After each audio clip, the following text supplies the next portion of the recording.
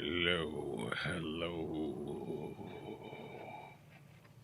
Hello, TZ. Hello.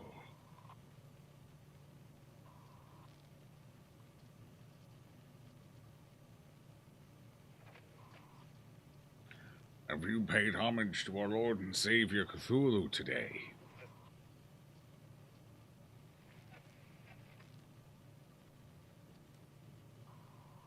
I hope so. Alright, we're gonna get this game finished up today, though. I don't know exactly how long we have left. I'm hoping at least 2 hours.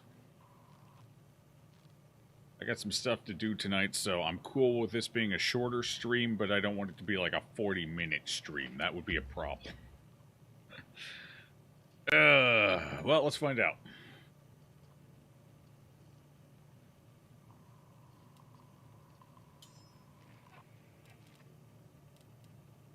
Okay, continue.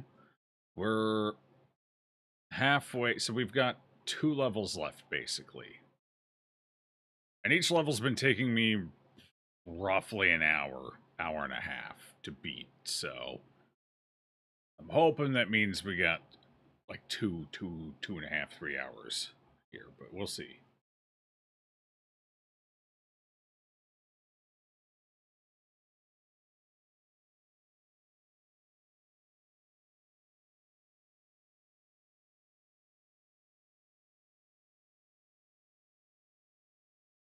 Oh, great Thula, please turn me into a cat girl.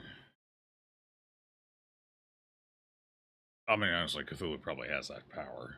I wouldn't be surprised, so it's definitely the right entity to be leading to, I would say. Yep. Alright, back to day 120. I think we're in a safe house, right? Yes, okay. Currently in a safe. Oh. Apparently I had just left the safe house. Oops.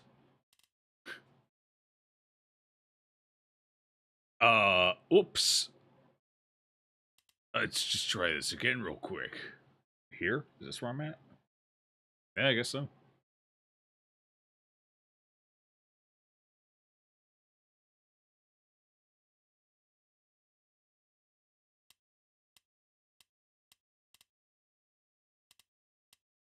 What the hell's this timer? Wait, what the hell is this? I know damn well that ain't my playtime.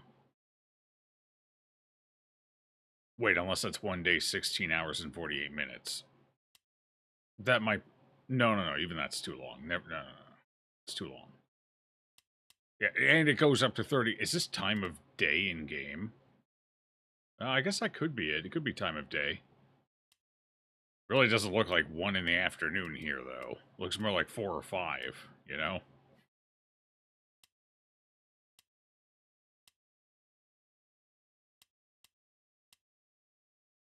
Oh well. Let's try that again. Oop.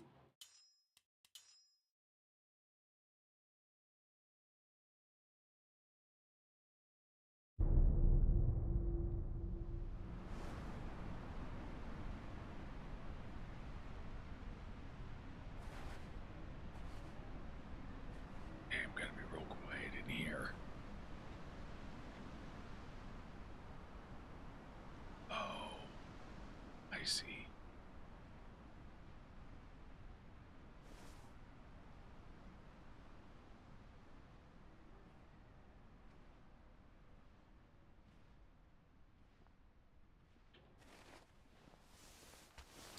So the reason it looked like a safe room is because it was a safe room, I just wasn't inside yet.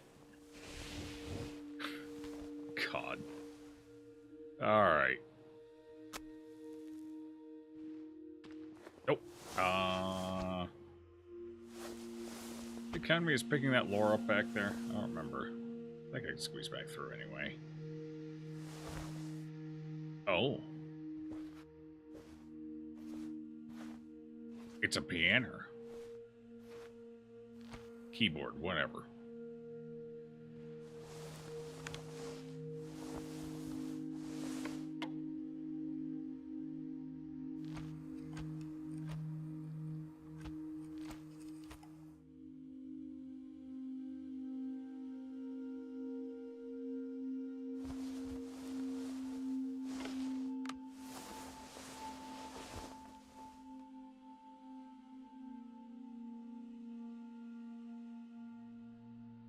Okay. Sure. Sure. Here's a piece of lore back here. Am I wrong? Here we go. Oh, that wasn't lore. It was an inhaler. Just as good, but not exactly what I was looking for. Oh, maybe I was wrong. I thought there was. That seems like a liability. I feel like that's bleeding way too much sound. This is definitely not a safe room. You would need something else, like a door or something on the other side of that. The mattresses alone are not going to absorb enough sound. Too many gaps. This isn't even close to a safe room.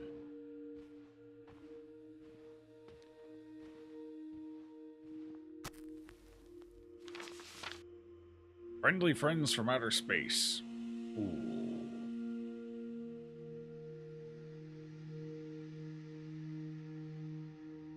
Nope. That's not how that turned out.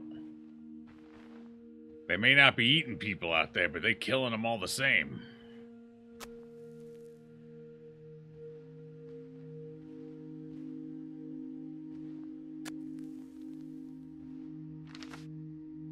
Just a reminder, the door code is changed every week. The code will always be the current month plus the day of the current week.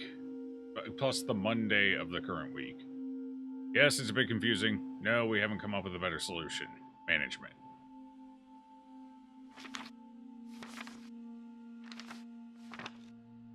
Wait, current month plus the Monday of the current week.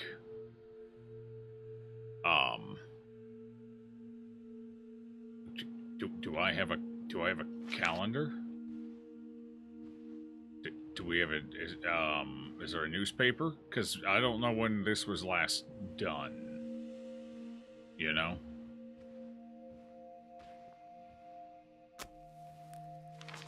Why am I even thinking about this? It's bullshit. It pisses me off. I built this place. I worked triple shifts for years until I could afford to pay a full staff.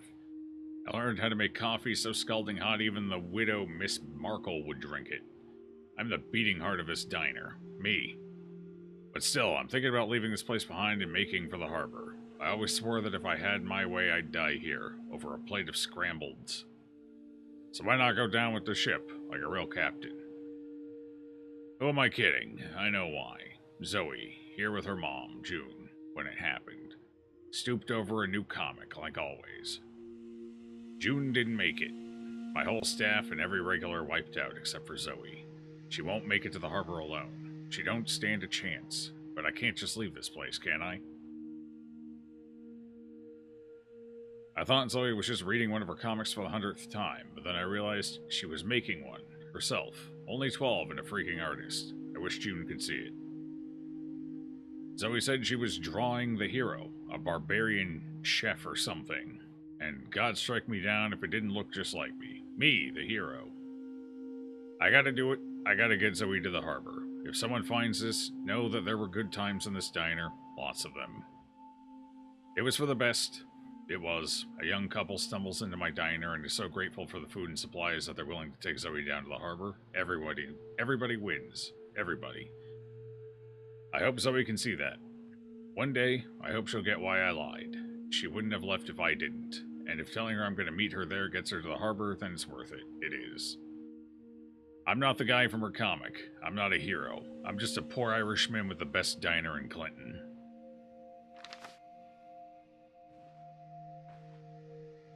You dumb bastard, you should have left.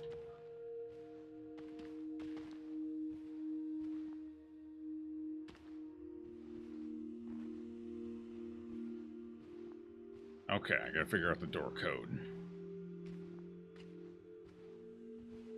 Hello, too. Hello, Serapha. How's it going? Okay, I haven't seen anything with a date on it.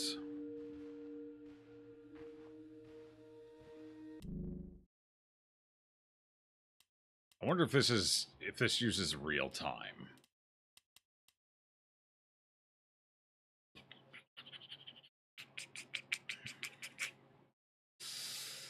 Could use real time.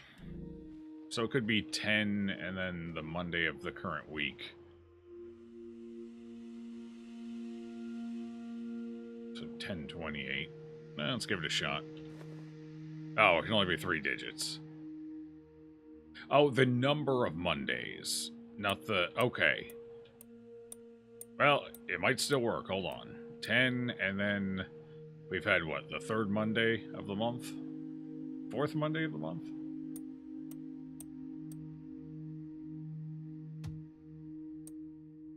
Okay, so it doesn't use the real date. Which means we are looking for a specific code. What day is it in-game? Does this have, like, a publishing date on it or something? No. Any newspapers? Anything? Anything with a date?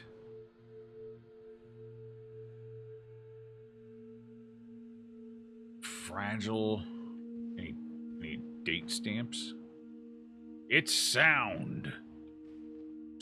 Wait, how would they have been able to print this after it happened? Did they actually have a period of time after the aliens started killing everyone that, like, society still went on normally? Weird. Oh, here we go. June 18th. Wait, is that the Monday? No, that's the current day. So the current Monday in the week would be 15th, so that would be the 3rd Monday. Either that or it's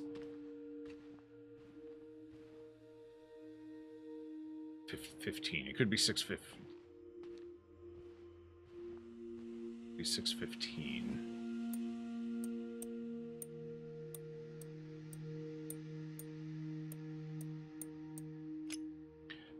Okay. It's not the U.S. standard, but we're in the U.S. It would have to be. It would have to be.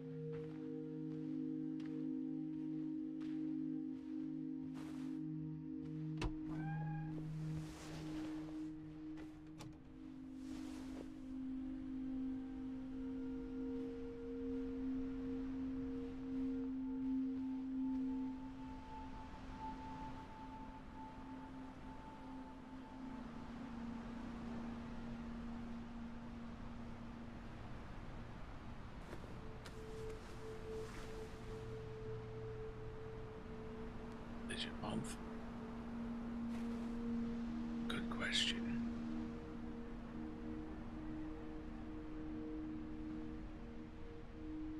Yeah, I agree. I agree. Or, you know, a standard 4-digit code like most of those code locks actually are. I don't know why the hell the ones in this game are only 3.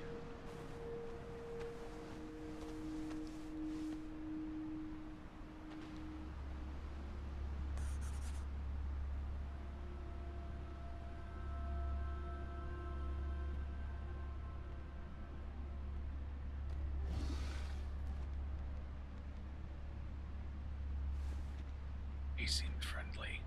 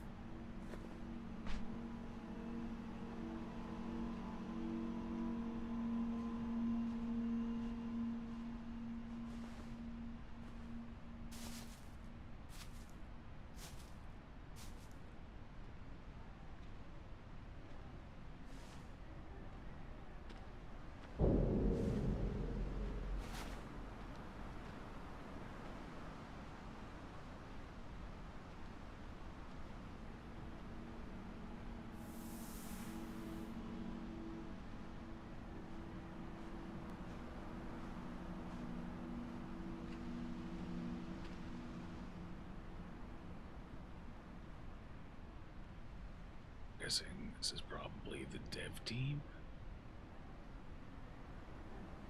Something. Or stock photos, one of the two.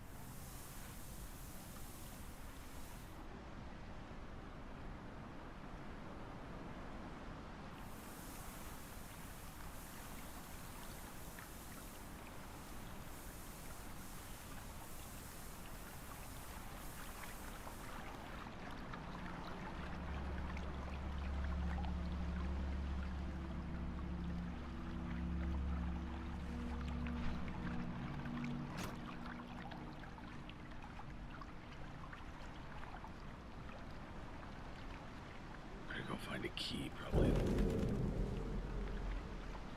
Hurts. Gotta go find a key, probably in the building.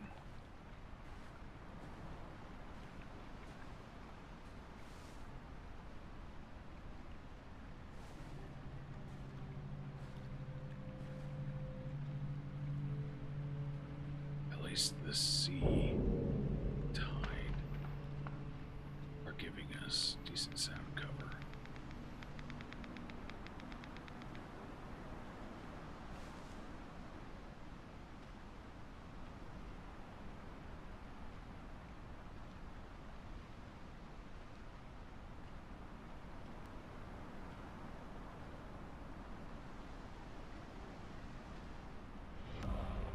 Illustrious champion returns.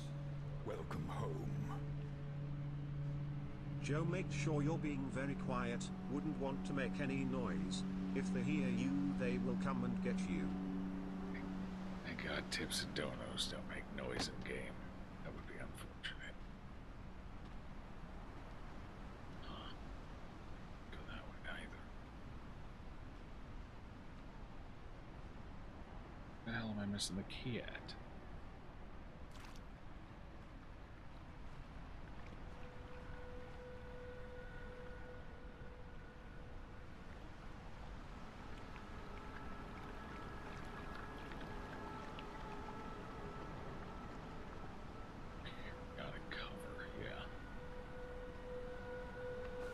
Of them.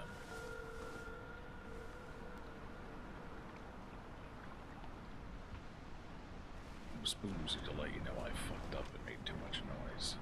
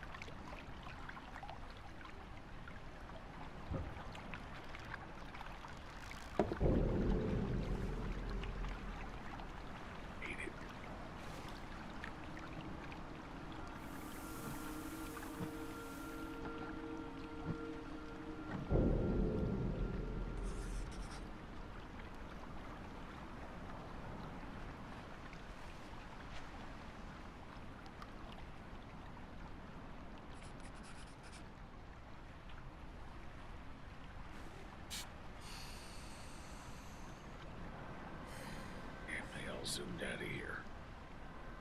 Crank. How am I getting a crankhead?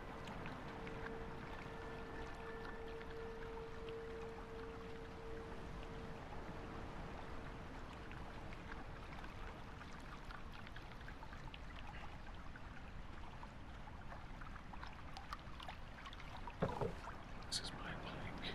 Nobody else can have it. I tell you. Right.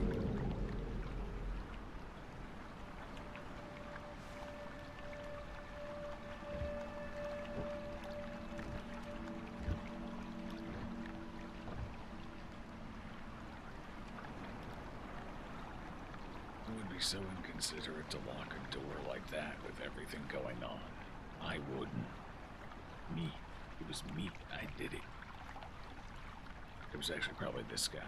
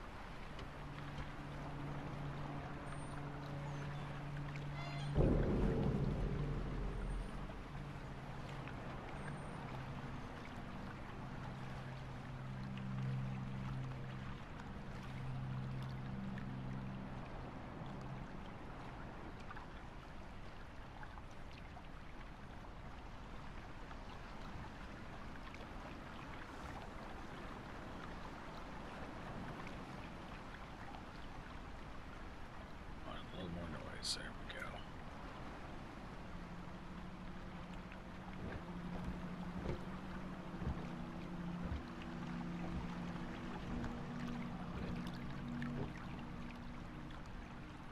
Beautiful.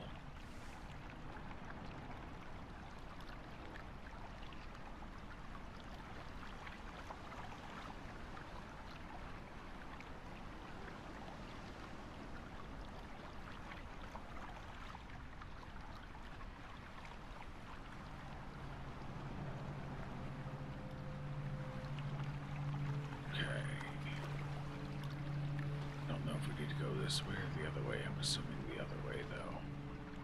So might as well check and see what's in this building.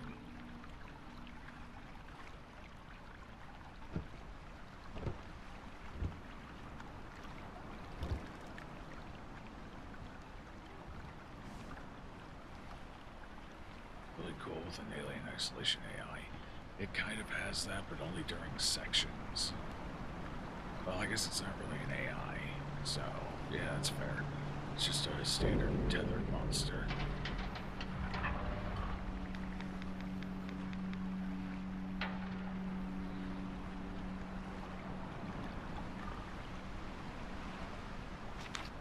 Unfortunately, they patented the alien AI. So now you can't really do a tethered AI enemy for, what, another 5, 8 years? Something like that.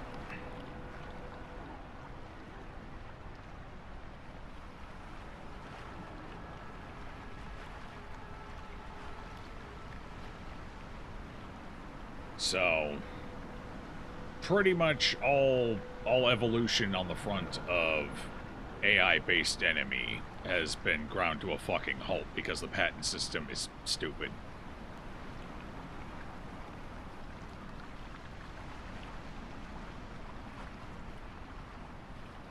too overbroad. You can get far away from the monsters and can afford to make a little more noise, but if you fuck up a little bit, they get closer and your noise tolerance gets tighter. I mean, that's kind of how it works. It's just not based around an AI or evolving system. So, like the area we're currently in, there's currently technically no monster. Yeah, anytime so you notice that boom sound it makes the bass. Anytime I go above the sound threshold, that happens. That's to let me know I made too much noise. Now, you'll notice when that happens, you also start to hear what sounds like a monster just somewhere out of view. If that happens too much in too short a period of time, or if the noise is high enough over the threshold, a monster will then spawn in the area and will start patrolling it, looking for you. And then obviously every noise you make then directs it directly to you. And if you ever go enough pips over the threshold, it's basically an auto-death. It automatically, you're gone, you're done. So it kind of has that, but without the AI. Kinda, but in a fakish way. Yeah, exactly. But until that patent... It startles you? Yeah, well, yeah. So, when there's an enemy actively on the map, they will try and get you to gasp out or shout out or make too much noise. Because occasionally, when the monster's looking around the map for you, it will stop, sniff around the air, and then the game will play a loud set of strings to try and jump scare you to make a noise. I'm assuming that only happens if you have the mic active, or actually it probably happens either way, but it just doesn't mean anything if you don't have the mic activation going. But yeah, anyway, I'm looking forward to the day the patent lapses and we can actually get back to doing AI shit. Like, learn, what's the, not adaptive, there's actually there's a word for what they called it, and what it's called, Not generative. Is it generative? No, it's not generative AI. Fuck. They have a fancy sounding word for it, and I can't remember what it is. The Nemesis patent dump? Yeah. Like, you shouldn't be able to patent such basic conceptual systems like that. Like, if there's some really freaky, weird proprietary code going on, sure, that one bit of code makes somebody else figure out a different solution. Sure. But to patent it so tightly that the entire concept is basically dead on arrival for everyone else is asinine. It slows everything down. It's anti-competitive. Everyone loses, basically, except for the people holding the patent. And even they technically lose, because what have they done with it? They took out the patent. They didn't do a second Alien game. And as far as I'm aware, there's no plans on it as of right now. Like, it's not even in the works. And they didn't even use it in their other fucking games. Like, they have done nothing with it since they took the patent out. Yes, I do believe so. I agree with you, comrade. We actually talked about this in, when we were playing the Warner Bros. Shadow of Mordor and Shadow of War. Imagine if that game had the AI. Imagine if that game...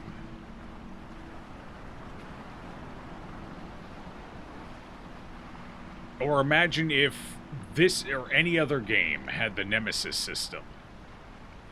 They're putting the Nemesis system in the Wonder Woman game. So I've heard, but I've also heard that the devs are not confident the Wonder Woman game is going to be good because apparently it's going through development hell and all passion is dead. Devs working on the game have actually come out and said they don't think it's going to be a good game, so that's not usually a good sign. So they finally use the Nemesis system again and it's going to be a disaster.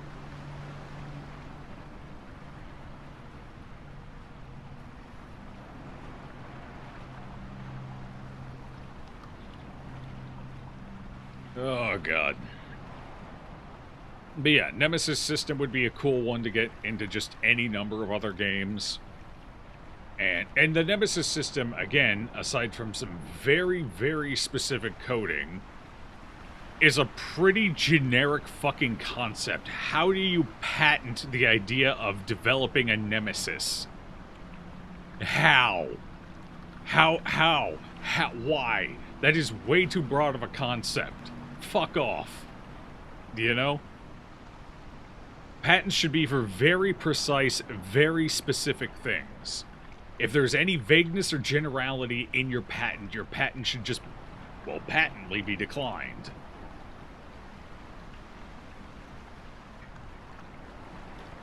That is my not-so-humble opinion on the matter. And considering how fucked our patent system has been for decades now, I think it might be time for some revisions. You've seen the patents Nintendo presents for the lawsuit against... Yeah, extremely vague. The only patent they have that I will give them, and this is part of a broader patent, so I would strip every other part of that patent out except for this one. We're talking specifics. The way the ball shakes and makes that noise 3 times when you capture the creature. Sure. That's specific, that's distinct, that's... You could claim that to be an identified feature. Sure. That I'll give you. If Palworld's ball shakes 3 times and makes a noise 3 times with each shake, sure. You know what? Fucking sue them. Maybe they do. I don't remember. But anyway, that, I would say, is fine for a patent. But the concept of throwing a ball at something to catch it, like essentially throwing a trap, because you know what else throughout history has been done to catch things? You know what a bola is? It's 2 balls that you throw at something, and there's a rope in between that catches them. You throw balls at things to catch them. That is not a novel or unique concept.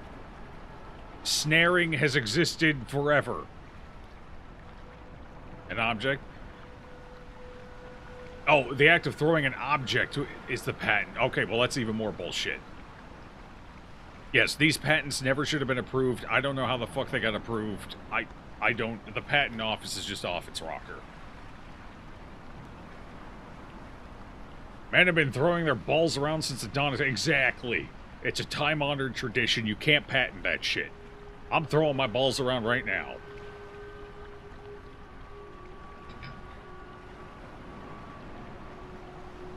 So yes, I think the patent system has fundamentally, well, lost the plot. I think it needs to be tightened up. It needs a few revisions. Again, I'm not entirely opposed to the patent system. I think it just needs to be laser focused. No more vagueness, no more generalities. If there's even a hint of vagueness in your patent, it should be denied. And if there is a patent that somehow slips through because the patent officer looking over it doesn't realize it's vague, then it should be attackable, easily attackable based on those vaguenesses. You should be able to easily go, and for little investment, it should not be something expensive. You should not need dozens of thousands of fucking dollars to do it. People should be able to make a case that the patent is too vague. And all of that shit. And I think patents last too long. Like, patents and copyrights both last way too long. I get it. You did something unique, something original. You created this. You deserve to be able to have a window to profit from it. I have no problem with that necessarily. I just think the window's way too long. Let's bring it down. If you can't meaningfully profit off of that within a 5-year span, you don't deserve it anyway, so fuck off. I think everything should have like a 5-year limit, roughly. I think that would be fair. That gives you 5 years to capitalize on it and to position yourself to be the dominant force in that thing. Which you should be able to do, and again, if you can't, then you don't deserve it anyway. And then everyone else can bring competition to the space and continue to evolve technologies and ideas.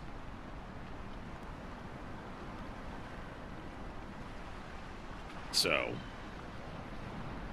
but nothing's going to change. So, why? Because it actually takes work to change these things, and you have to get everybody on board, and all the bureaucracy and the fucking red tape is going to get in the way, and nobody's going to want to bother with it.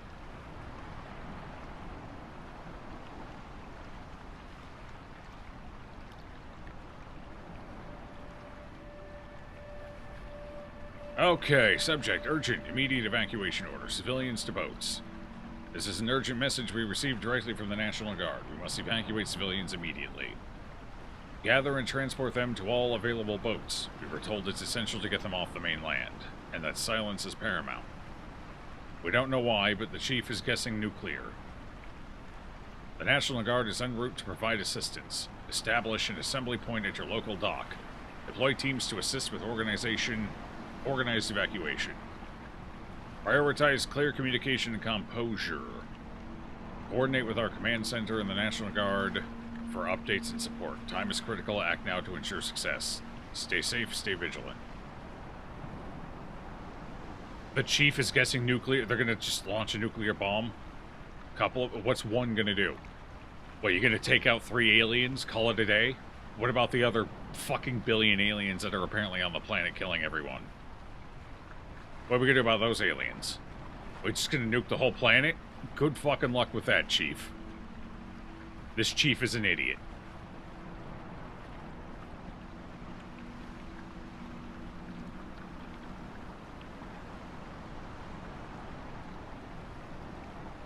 This chief is an idiot.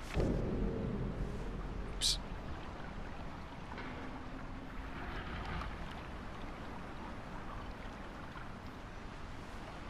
Wait, that's the ocean. But it just made the spooky "there's an alien you can't see nearby" sound, but it's coming from the ocean. The aliens die in water.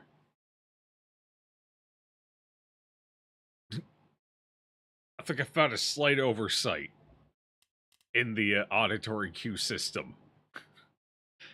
Doesn't that imply the government knew about the monsters coming before they came? Has this game been doing that? Doing what? Implying the government knew about the monsters coming before they came? No, as far as we're aware, they didn't, because some of the lore earlier in the National Guard camp, the National Guard had no fucking idea what was going on.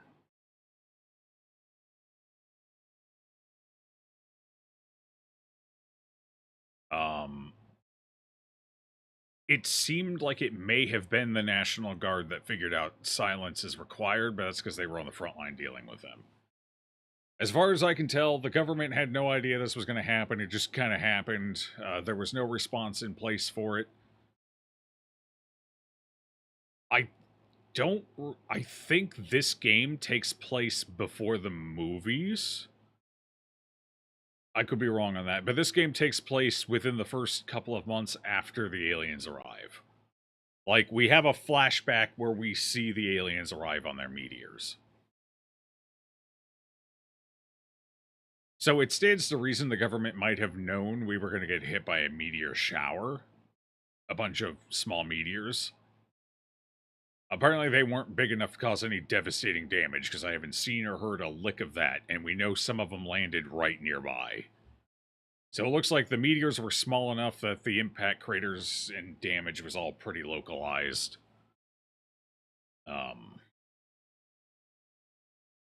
So maybe, who knows, maybe it was small enough nobody knew, even the government didn't know until it was too late. Nothing could be done about it, because they were pretty small, so... Okay, one of the movies happens the first day. Okay, so this takes place... The actual gameplay sections of the game are... I think our first one is 90 days after, so about 3 months. And then, obviously, over the course of the game, we've basically advanced another month, I guess. Or 20 days, or something like that.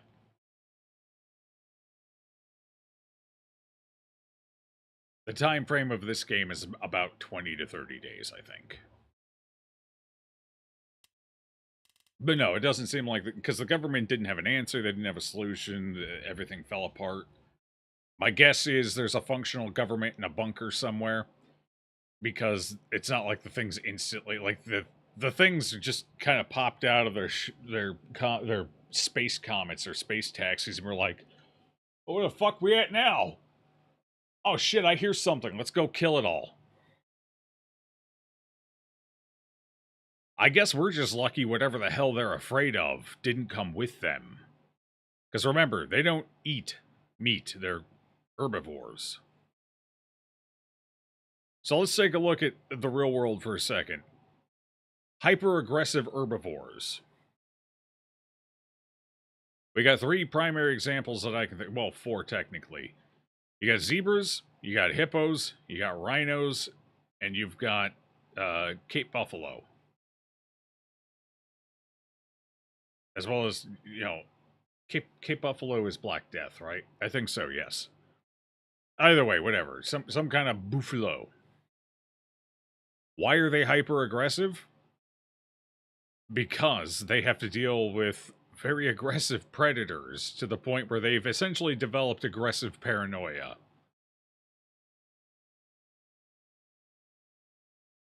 So, in order for them to have developed that much aggressive paranoia while not being a traditionally predatory species, there would have to be a super predator hunting their asses down to the point they lash out at anything they could even remotely perceive as a threat. So we just lucky whatever the hell was hunting them didn't make it here.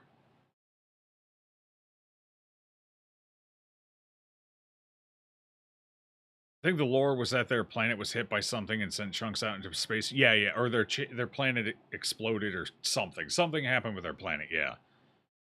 And then those chunks somehow over an insane amount of time, considering the fastest they could have gotten here, even from the nearest star, the speed they were traveling is something like 1,000 or something years.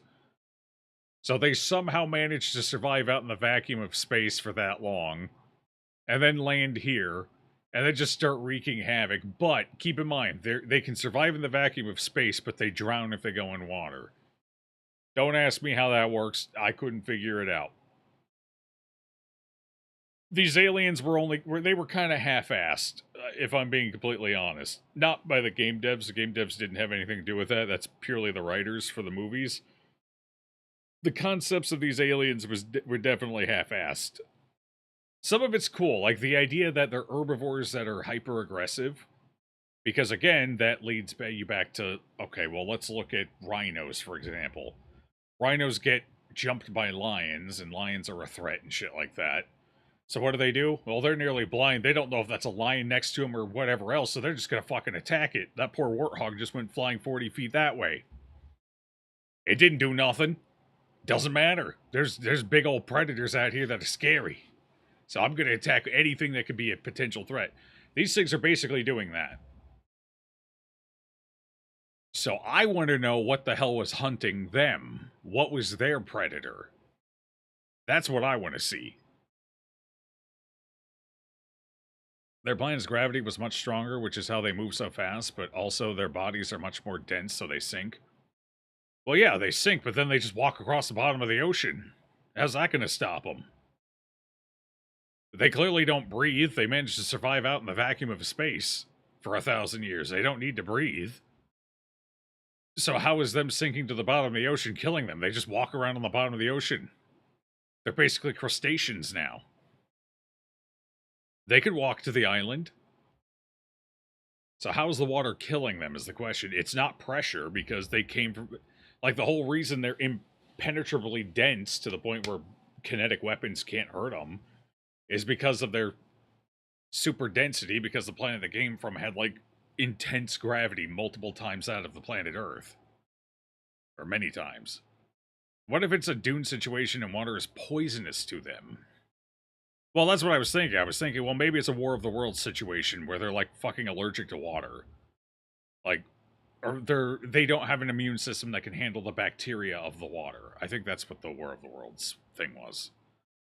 It was bacteria and their immune systems couldn't handle it. Because they weren't, kind of like when explorers came over to the New World and brought diseases, and those new diseases, nobody's immune system could handle them because they weren't acclimated to them. So, it wreaked havoc. Same thing with kind of the War of the Worlds, I guess. Eventually, the bacteria from the water and shit caught up to them, and it was like, well, they're all dying off. They all got, like, fucking Giga AIDS or something. One of them was bleeding out of every orifice over there. I kicked him twice before walking over here. It served him right. He ate my grandma. So, fucker. I miss Nam Nam. Now where am I going to get rhubarb pie from? You know? And then, of course, signs. They also kind of did the same thing for signs or whatever that one was called, where they were allergic to water or whatever. So it could be a situation like that. That's the only thing I can come up with, is maybe they just can't deal with the... But if they can't deal with the bacteria in the water, they sure as hell wouldn't be able to deal with the bacteria in the air either, you know? So that, even that kind of falls apart at some inevitable point. Because, like, okay, so why is the water bacteria causing issues, but the bacteria in the air and on the land aren't? I don't know. Alright, back to the game, though. Again, I just want to see what the Giga Predator is. It's like playing EDF, one of the Godzilla monsters, basically unstoppable, giant Giga Monster killing machine. I want to see it. The third A Quiet Place movie better have one of those in it. Maybe an extra big asteroid chunk starts flying in now, like, oh, that one must have been a little late to the party. And then just whatever the hell it is gets off and just starts eating all the... I don't even know what the hell we call them. What do we even call them? What are the aliens called? Other than dicks.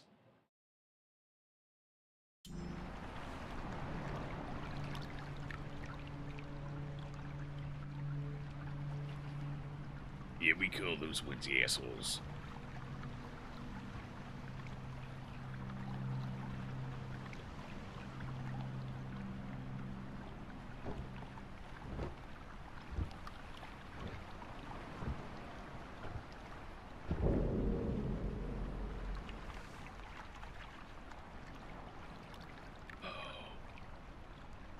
I see.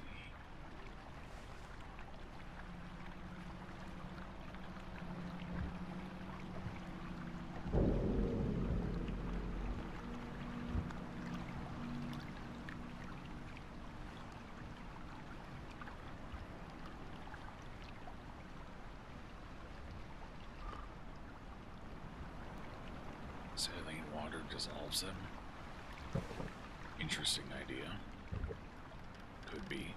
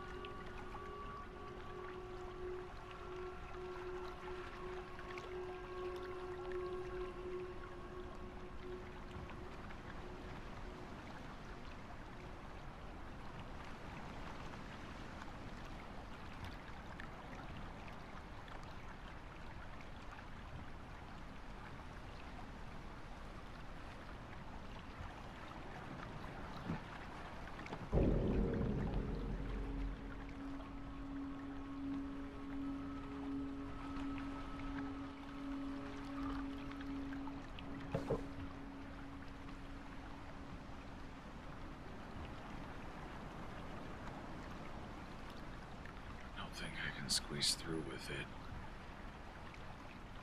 Pretty sure I need to go this way, but I can't get anywhere because I don't have a key. Couldn't find a key anywhere. Actually, I could keep going across, that's it.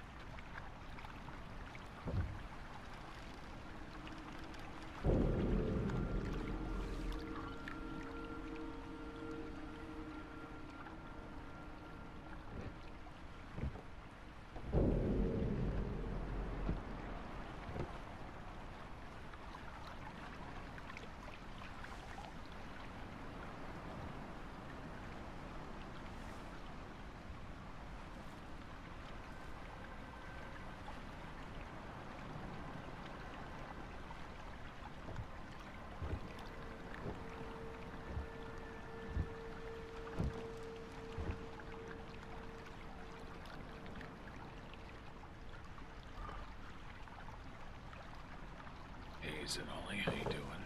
Back in the spooky game? Sure am. It'll be done today. The last level, 2 levels.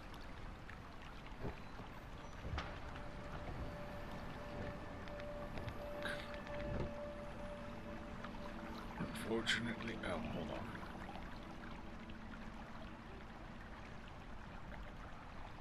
It occurred to me I had the mic in the wrong place. That might not have been helping. Alright. So how's it going? Yeah, I had a feeling, but it occurred to me the mic was also a bit low, so... no sense making it harder than it has to be to hear me. Oh, fuck me.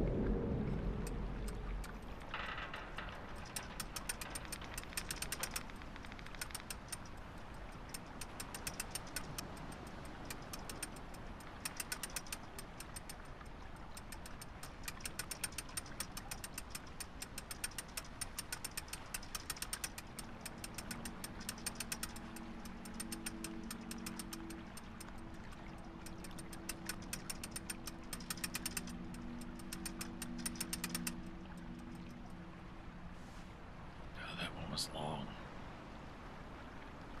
I'm tired now. I could use raviolis and a nap.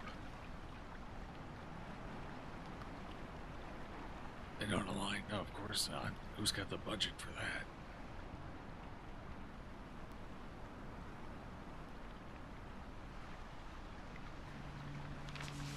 Very few ships remain. A couple set sail. Most were attacked and sank before they get far enough from land. The chances of taking off without those things hearing you aren't odds that I'd take, but to any who risk it, I'm rooting for you. Wait. So the creatures basically killed themselves to sink a couple of... No. There's no way. They're not smart. Like, they're not intelligent, but they're like... they're not mindless either. There's no fucking way the monsters would hurl themselves out on the goddamn boat. They do it in the movies? They actually do? That's so dumb.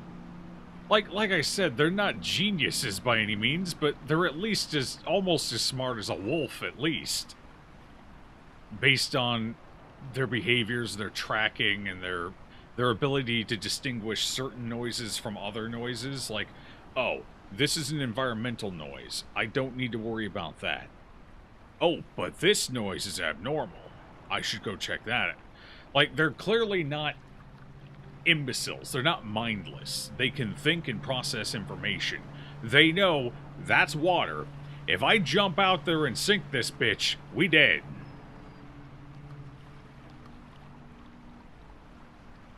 That's so weird.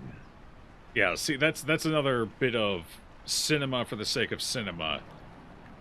There's no fucking way they would do that if they were real creatures. It wouldn't happen. Especially since they're not eating that and they don't necessarily understand the threat a human might pose, which, as far as they're concerned at this point, is basically none. They would not. There's no fucking way. Not in any goddamn world of any goddamn species would that have happened. What water is going to be, to be honest? Well, that entirely depends. You could be right if it's early enough, but presumably some of these bastards figured it out, considering they're in a harbor. I will grant you in the first couple of days, they probably wouldn't know. I can give you that. Well, hold on. That's not true either, because they knew to launch themselves to the boat instead of running at it like they normally would. You said they launched themselves on the boat knowing that what was between them and the boat was a problem. So they had already identified water bad.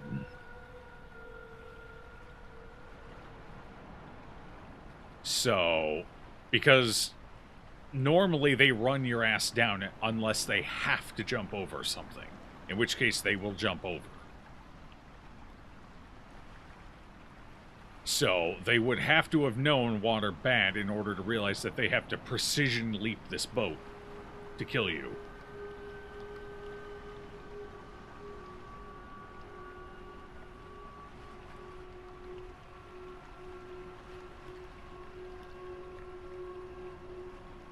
But to be fair, and let's all be completely honest, I don't think the writers of the movies thought anyone would be interested enough to actually think this deep into it.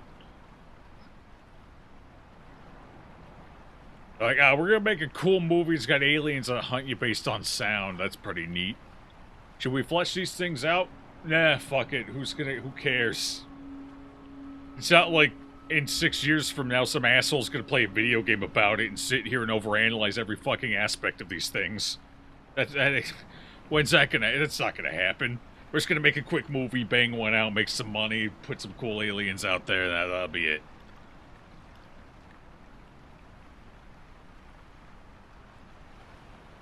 Oh, God. Alright.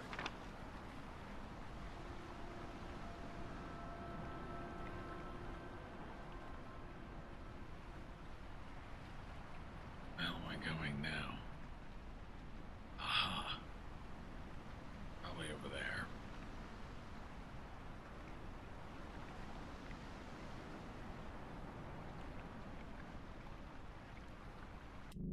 No, it's a cool idea. They just did too much with it, I think. For example, there's no reason these things should have to be impervious. Like, the fact that they're impervious adds so many issues. Just make them tough. Like, hey, it's kind of tough to shoot through a turtle shell, too. So, you know, they didn't have to basically be indestructible. You could have had the same thing and you could have set it up in a way that it was more realistic. And you could also still have your, you know, your island hide. Like, there's so many ways you could have handled this.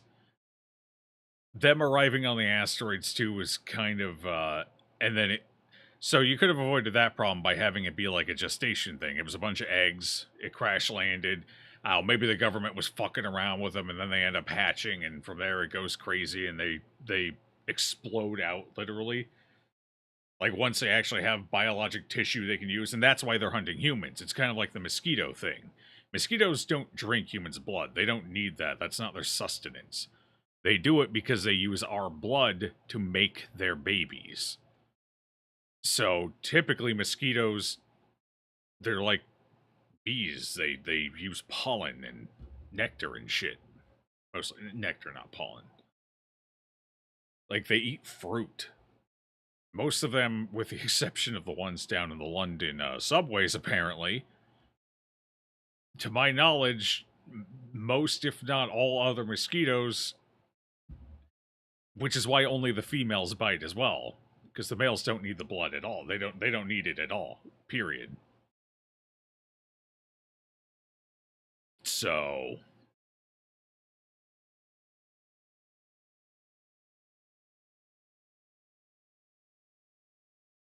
they could have made it, though, so that the reason they so aggressively hunt humans is because they need the biological material to create their offspring. you know, Tyrannid style. You believe they can be killed by super high caliber weapons and big explosives? The main issue with those is that they make noise. Well, somebody was saying even tank shots couldn't take them out or something like that. That they were basically impervious unless they opened up their shells. At which point their insides are soft and squishy. Now, I don't know how accurate that is.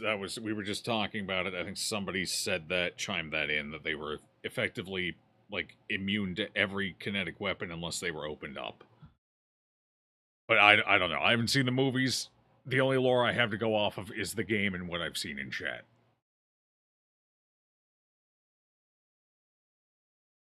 Yeah, there was a couple of people saying it. I don't remember who exactly said the tank one, but because that I said that. Well, okay, well let's just get let's get the fucking tanks in here and just start blasting them, all right?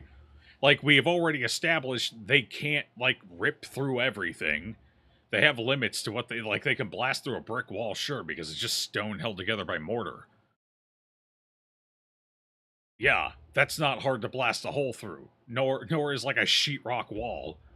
But they seem to get stopped by metal. Like they can't just rend their way through thick metal. They don't seem to have the strength to be able to do that. So like tanks would have no problem fucking dealing with them.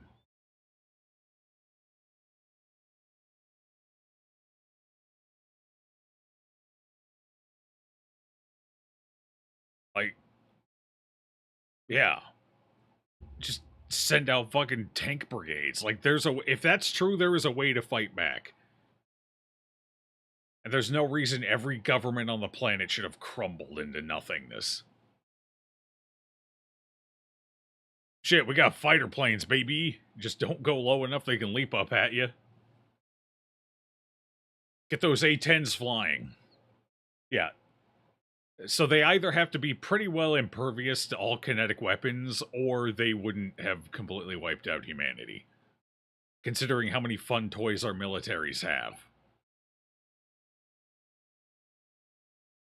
With enough applied for it, well, they couldn't get through that door. We went through a 6-inch steel door and they could not deal with it. They could not get through it. They couldn't get through 6 inches of steel, and they couldn't get through, I think it was roughly a foot or a foot and a half of concrete. They could not break through either.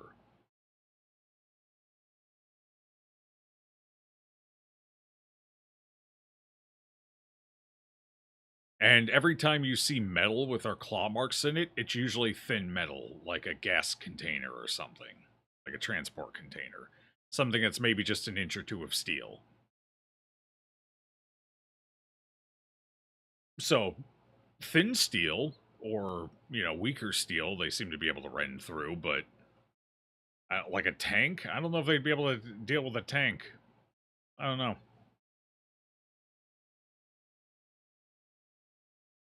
I think, especially if you got multiple, I don't know. I think militaries could have put together a response and dealt with them.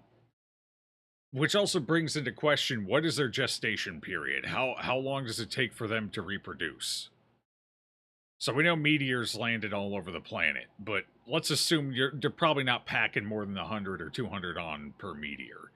So there's what, thousands of these things on the planet? Well, first of all, how the hell are thousands wiping out the entire planet? So that's kind of questionable in its own right. We won't stop to think about that. Because the second you think about that, the whole thing unravels. So it would have to be a few of them who gestate extremely quickly. And are capable of pumping out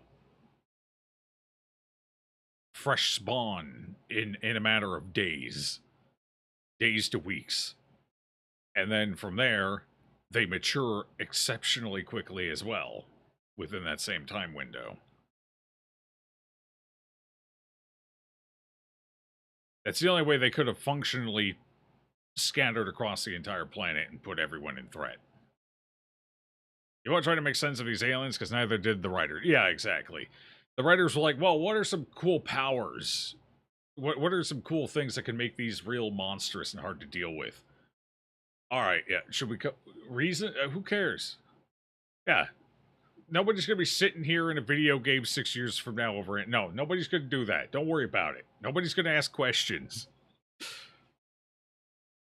I mean, like I said, the aliens are cool, and you could make just as effective of aliens with all the same abilities, but tone them down and come up with reasonable explanations for them. No problem. I can do that. I've just given 2 examples. Not even a big deal. Then in walks Joe. Yeah, then in walks me. Here I come.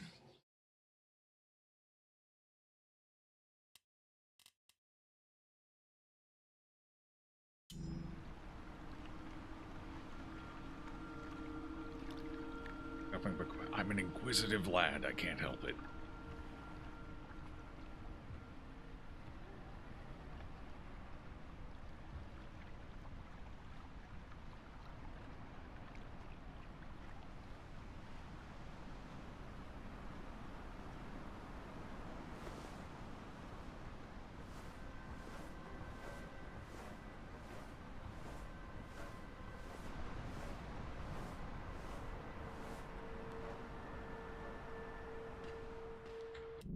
Onto that thought, though. Apparently, in the lore, government's artillery struck these things. Like, they were using artillery on their own terrain to try and destroy these things. Well, first of all, if they're as widespread an issue as they are to have basically wiped out most of humanity, what the fuck is an artillery strike gonna do? What a waste of time and effort. B, from all the lore I've been able to find, the artillery strikes were largely ineffective.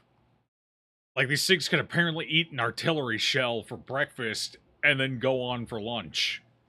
And that lunch is going to be a nice little salad. A little spring salad, some dandelions, maybe some arugula. You know? It probably into blue cheese. Because, you know, the blue is at least, you know, plant adjacent. You know? Artillery is an odd choice when we have precision-guided airstrikes. Yeah. According to the lore tidbits, it was artillery, but it could very well have been both guided airstrikes, artillery, etc., etc. It could have been all of it, for all we know. But they specifically mentioned artillery.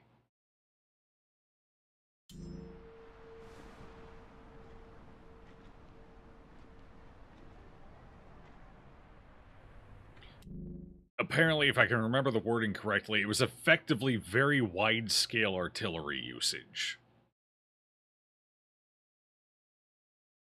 Like, it was, they were talking about the artillery strikes, almost implying that it was a big, whoever the hell can shoot artillery is shooting artillery, we're gonna try and take this problem out all at once, here we go. Fire everything kind of situation. That's kind of what the lore made it sound like.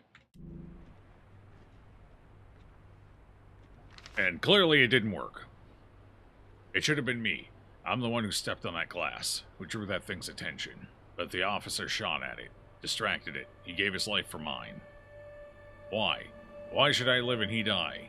He was actually helping people. But me, I'm just dead, apparently. Scribbled a little too loudly.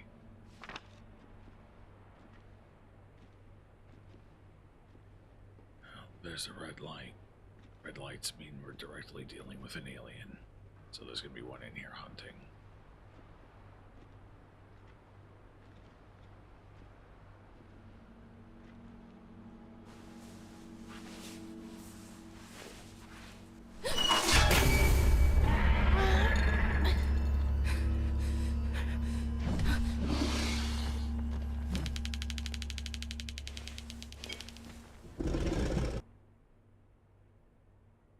Screen feedback. While near a lit screen, creatures cause interference with the device's signal. A loud noise will set off feedback that disturbs and distracts them.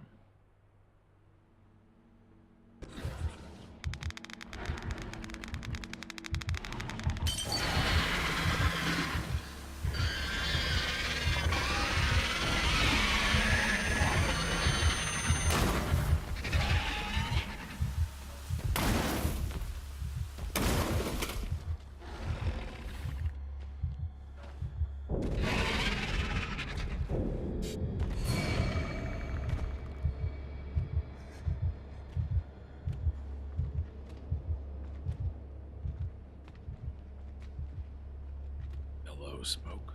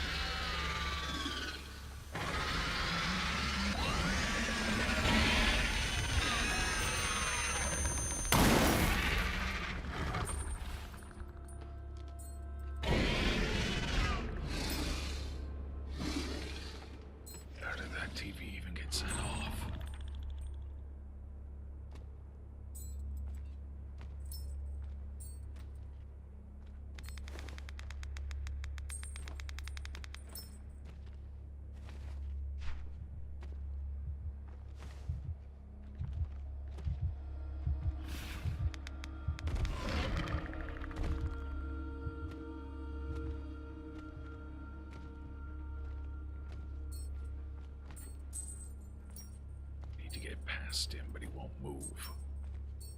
Out of bricks to throw. Okay, so the way... Unfortunately, the TVs are making this harder than it should be. They're supposed to help me, but they're actually making it harder. So the way the TVs work is, when I make a loud noise, it's not based on where that loud noise originates that sets the TVs off. It's based on my character, and it selects the nearest TV to my character, even though I made the noise on the opposite side of the goddamn universe. So my guess is it's actually when they screech in awareness that sets off the TVs, not me. Which also means the whole TV mechanic is kind of a waste. It doesn't do anything. It's based on the... Yeah, well, that's kind of what I was getting around to in a roundabout way. So it's either me or the creatures. And either way, that makes the mechanic extremely unhelpful. Now I'm out of bricks, so I can't lure it off. Because the TVs kept just alerting them nearby. So now I have no way of getting him out of here, and he's just circle patrolling that small area, and I need to go through that area to move on. The only thing I can think is if I can sneak around into a tight U-turn towards the red light, maybe I can climb over that barricade. Maybe. It looks like it might be a little too high, but I'm going to give it a shot.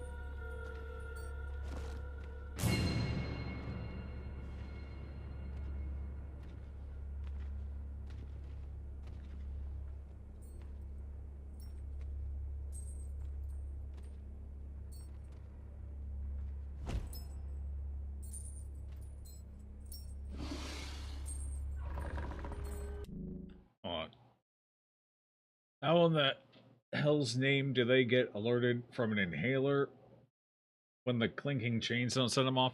Like I said, they're not stupid. They're not mindless. They can distinguish between noises they create, noises that they've identified as ambient, and noises that are out of the ordinary. Like, they're not stupid. They may not be, as smart as a person, but they're not stupid. They're not mindless. They have enough faculty to identify ambient noises, natural noises, like, for example, birds flying away don't seem to bother them at all, and noises that are abnormal. Like, they seem to be able to intelligently distinguish between these things. So they're not stupid. It's been 5 minutes. Alright. Unfortunately, I was, like, walking on a bunch of tarps or something, so I had to go really slow and time it with the environmental noise, which thankfully he was creating, I'm pretty sure. I think it was a combination of him stomping around and the chains he was bumping into that gave me the sound cover I needed.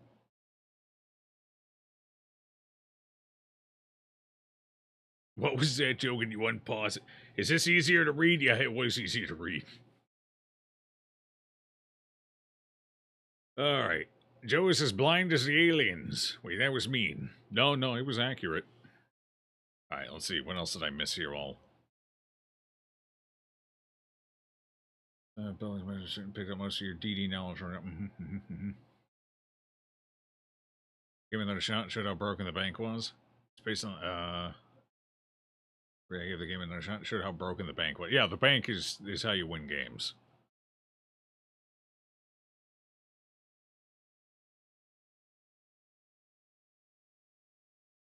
Who else is here from the YouTube Darkest Dungeon Challenge Run vids? There's a few people around from those. Got a couple of them. Usually, the YouTube crowd that pop in are just, they're vacationing for a minute. They prefer to be on YouTube so they don't hang around on Twitch side for very long. Some exceptions. Let's see. Most discover Joe from the DD YouTube vids, and then there are some who are gluttons for punishment and have been here before he started the YouTube.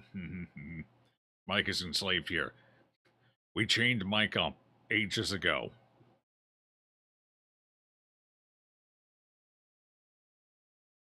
It was a hard-fought battle, but we won. The casualties were great.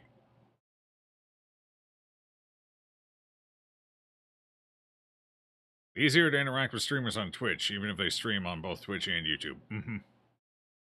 Well, I mean, that's the thing. Even when I got people watching, the YouTube chat's usually pretty dead, even when there's people hanging out over there. For example, the last comments I think I saw pop up there were... Shit, was it all the way back in the Frostpunk? It might have been Frost. There might have been one or two in the game after. But, yeah, not a lot of... Because there's no culture built around it over there. People are just used to going in and watching videos.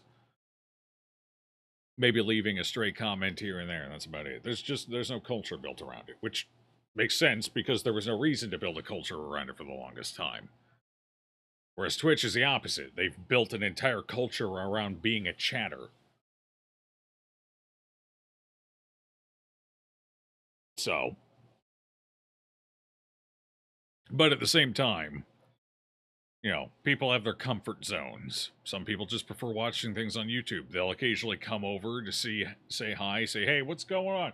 Love the YouTube vids. Yeah, no, the challenge run was, yeah, you were such an idiot, but I loved every moment of it. But then they usually go back to YouTube.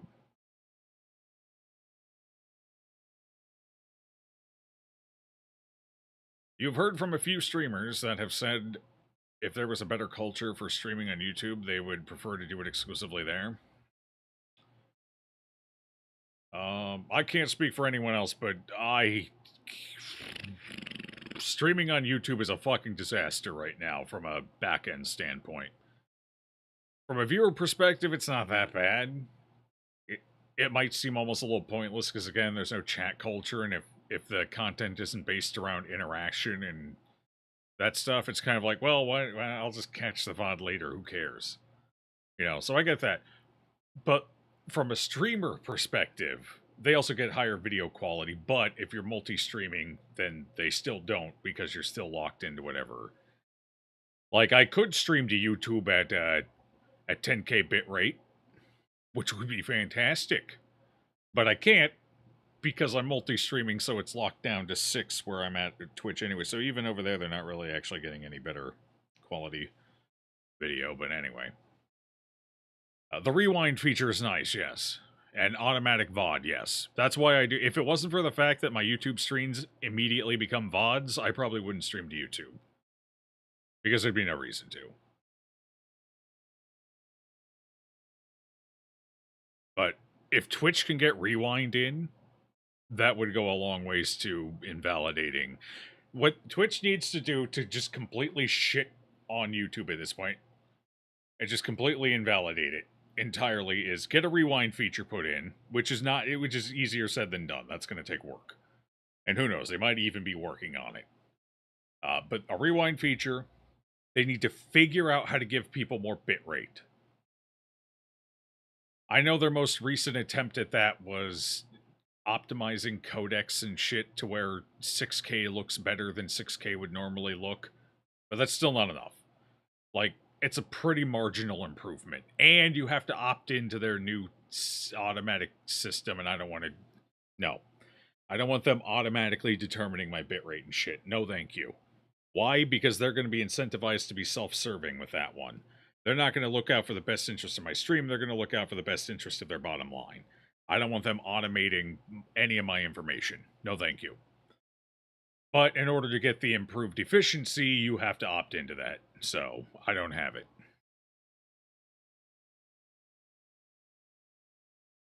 But even then, it's a marginal improvement.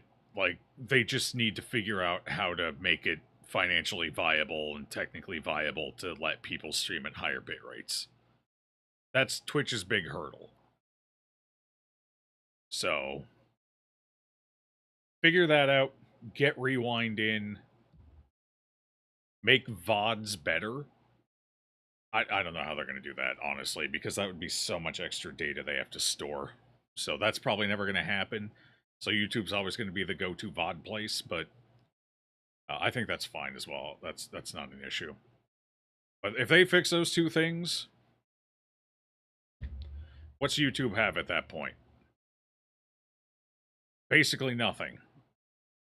People could argue, oh, more people. And I'm like, how the fuck they gonna find the stream? I run the stream, and half the time I can't even find my own fucking stream on YouTube. You know? I actually had to. It was a couple of months ago. I actually went on there to try and find my stream because I wasn't sure if it was working properly, and I couldn't even find my own stream. How the hell's anyone else gonna find it? Yeah, there's more people on YouTube. The discoverability, you can say what you want about Twitch, but the discoverability on YouTube is even more atrocious. And not even by a little bit. It's like night and fucking day.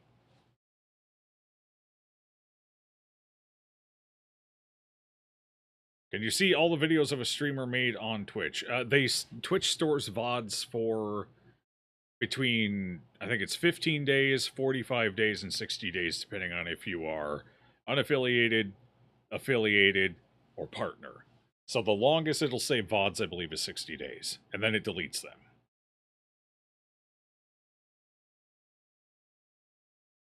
Did they bump it up to 30 days on the bottom? I know if you have Prime, you get extra time. And if you're an affiliate, you also get extra time. And then if you're a partner, you get bumped up to 60 days, I believe it is. But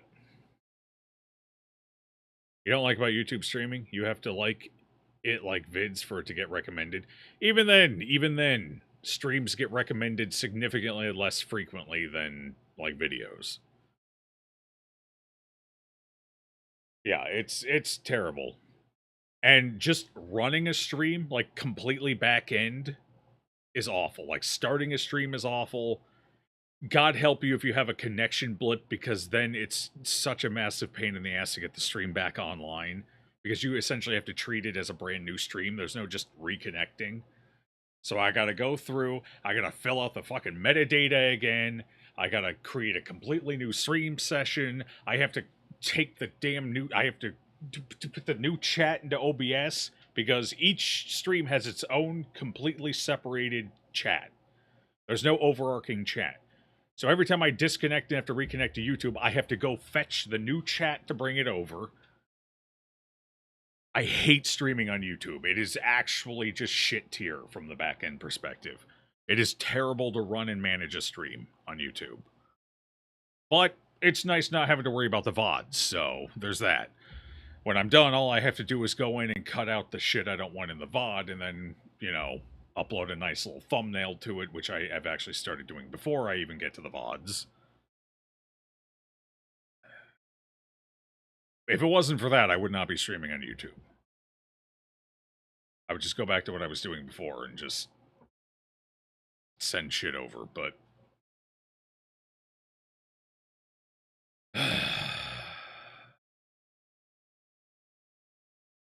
And YouTube has basically given up. They're not even trying to fight for streaming market space anymore. They're done.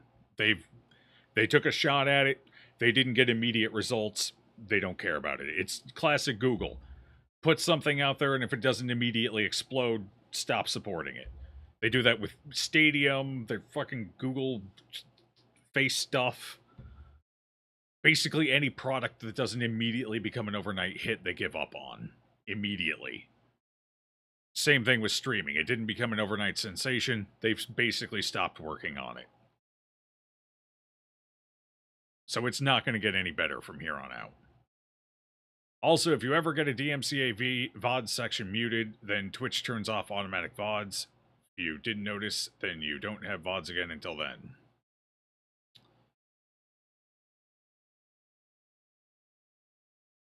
Only one of those. Only if you get a DMCA. I get VODs muted all the time, and it doesn't turn off my automatic VODs. If you get a DMCA claim against you, though, it will. But just VOD muting, no, it doesn't turn it off. At least not in my case.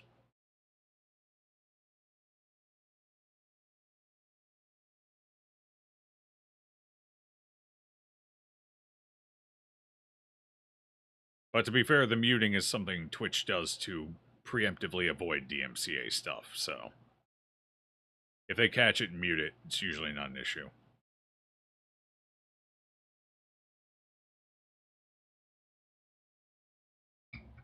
At least you have the scam train here. True.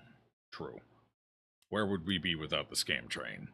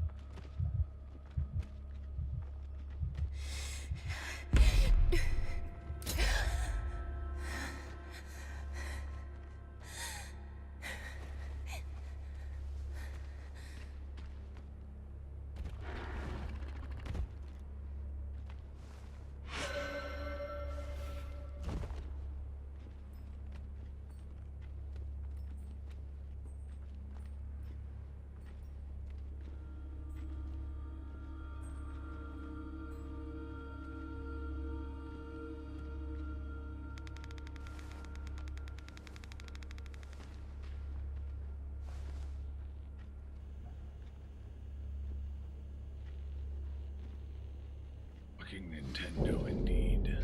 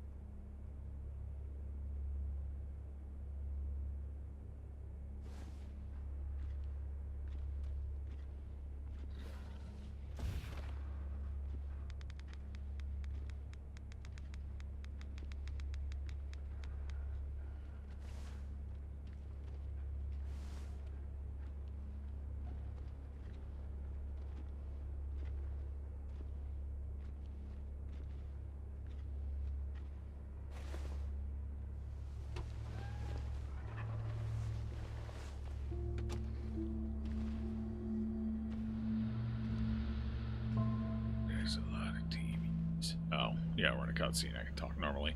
There's a lot of TVs. It's gonna be a shame when one of them comes in here, screeches, and loses its mind. We found a boat. There's one boat left.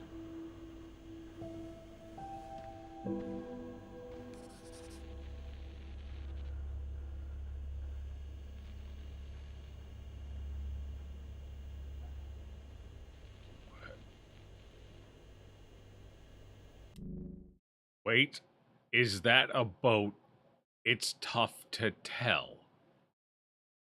You never seen a boat before, Alex? Alex, it's not tough to tell. That is a boat. That looks like a boat. If it looks like a boat and it quacks like a boat, it definitely ain't a duck, because ducks don't boat. It's a boat. It's...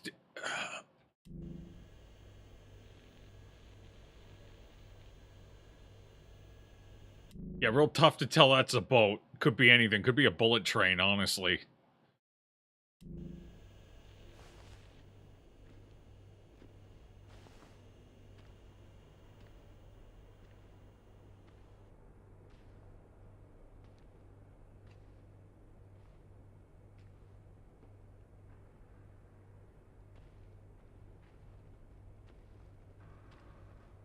Looks vaguely duck-shaped if you close your eyes. Yeah, if you close your eyes.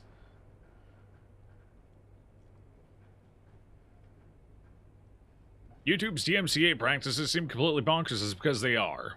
Although, I can only blame YouTube so much because they're between a rock and a hard place, because DMCA laws in general are fucking bonkers. But, to be fair, YouTube also takes the most hands-off approach possible and basically gives all the powers to the claimants, so you're guilty until proven innocent, basically, and it's a really shitty, abusable system. So, while it's not entirely YouTube's fault, they ain't getting off without blame, either. Fuck them. They could have done way better.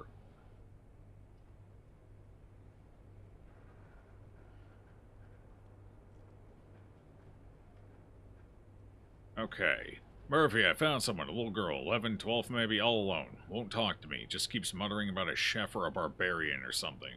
Staring off like she's looking for someone.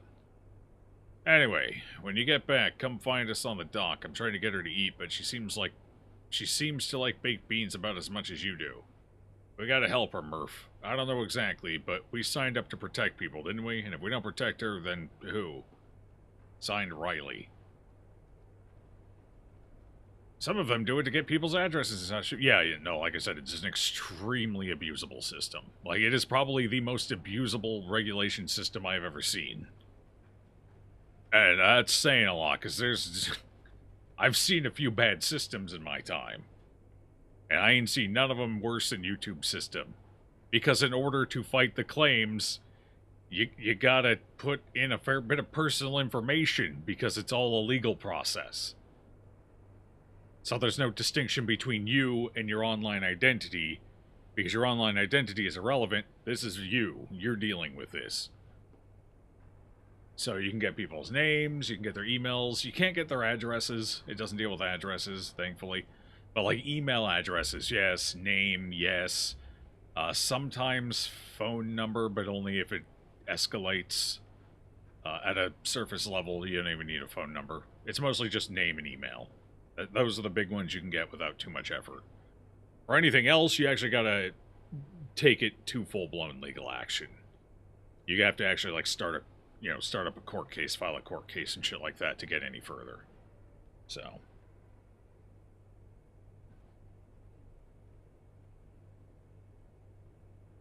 But yeah, no, it's annoying. It's not great. It's definitely a problem. And we have years and years of people abusing it now, aggressively. So clearly it's an issue. I don't think anyone can say otherwise. You can have a lawyer act as an intermediary instead of giving your own info to fight a DMCA, but that's still an expense. Well, yeah, and that's not cheap either. That's more than most channels are going to be able to afford to put up. The lawyer has to agree. Well, if they're getting paid, most lawyers don't give a damn. Like, they'll do it. Especially if it's in their field of expertise, you know. As long as they feel like they're getting paid adequately for the time invested, they don't give a shit. Like, from their end, on their perspective, they're going to spend, you know, maybe an hour here and there dealing with this. So, now, they don't usually have a problem. Finding somebody to do it, not an issue. Paying them to do it is usually the issue. The money.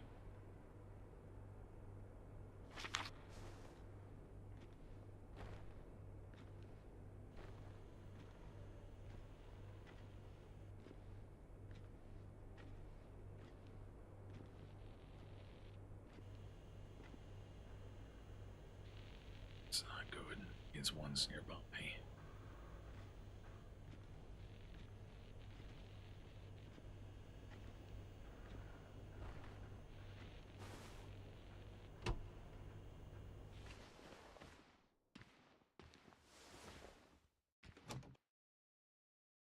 Oh, we finished that level. Okay, one of the 2 remaining levels down. We got 1 to go.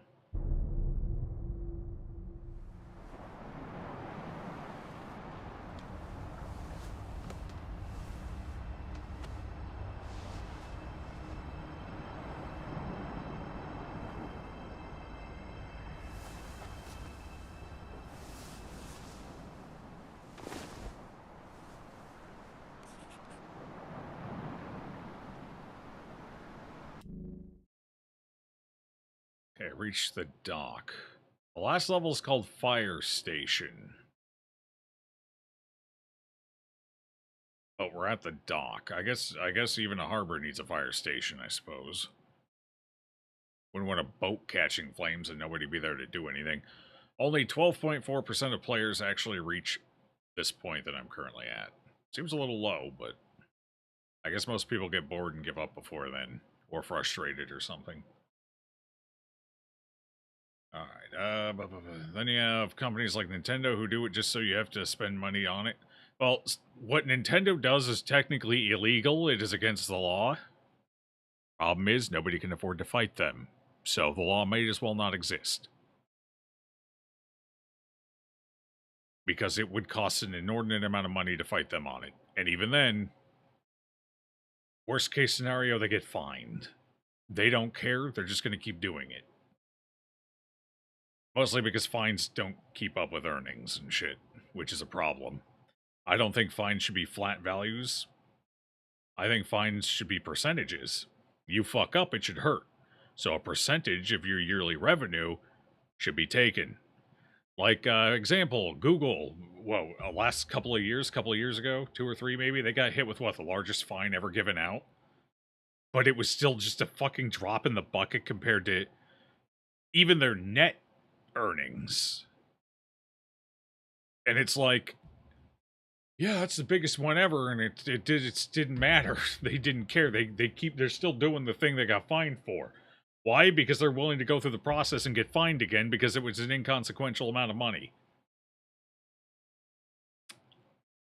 So, how about instead we hit them for, depending on the severity of the issue, anywhere between 1 to 10% of their total, not net, gross. Hit them where it hurts. You want them to be honest? Hit them where it hurts. Really dig into that bottom line. Patent ideas in Japan is fucking insane. Also true, yeah. And they are in Japan. DMCA and a few other things work different in Japan. Like trademark works much, much different there. Well, typically it's Nintendo of America that's making claims against you on YouTube. From my experience. The few times I've had to deal with it, it was specifically Nintendo of America. So they would have to, and to be fair, I don't remember exactly, but I believe you have to follow the US guidelines. Because YouTube is a US-based company and everything is hosted in the US. So it would be based on US law, not Japanese law. But that's kind of muddy, and I'm sure there's ways where they could, like, finagle it. I don't know. The law is fucking confusing, and I'm not a lawyer. But as far as I understand, the regulations that must be met are US-based since it's a US company and everything is hosted and stored on US servers, as far as I'm aware. For the most part. Push it to the parent company, maybe. But I'm not even sure how like me being in the U.S. How is the? I'm in the U.S. I'm beholden to U.S. laws, not Japanese laws. So I'm not sure how that would work. Maybe there's a way they can do it. I don't know. Like I said, not a lawyer, but not sure. But either way, a lot of what Nintendo does is just flat out illegal, regardless.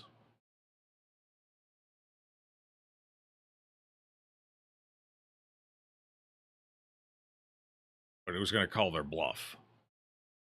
If it was sold, I wouldn't be surprised if some company in Japan would try to patent the wheel. if it wasn't so old, yeah. Oh, God.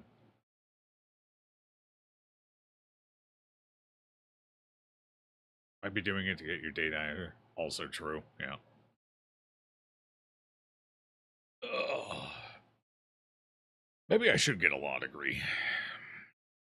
That might be fun. Pass the bar. And then just sit here and rant about legal shit all day. At least I wouldn't be blowing smoke out of my ass.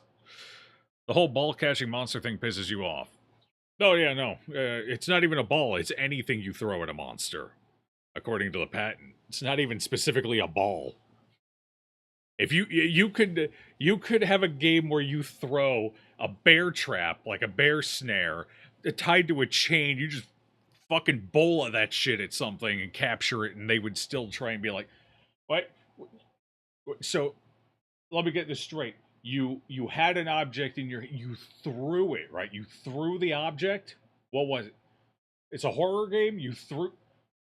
It's a bear trap. Well, that's an infringement because we throw shit at stuff too, and that you can't have anyone else throwing things. I'm sorry. We're gonna have to sue you. Pepe U Law is calling you. Yeah, exactly.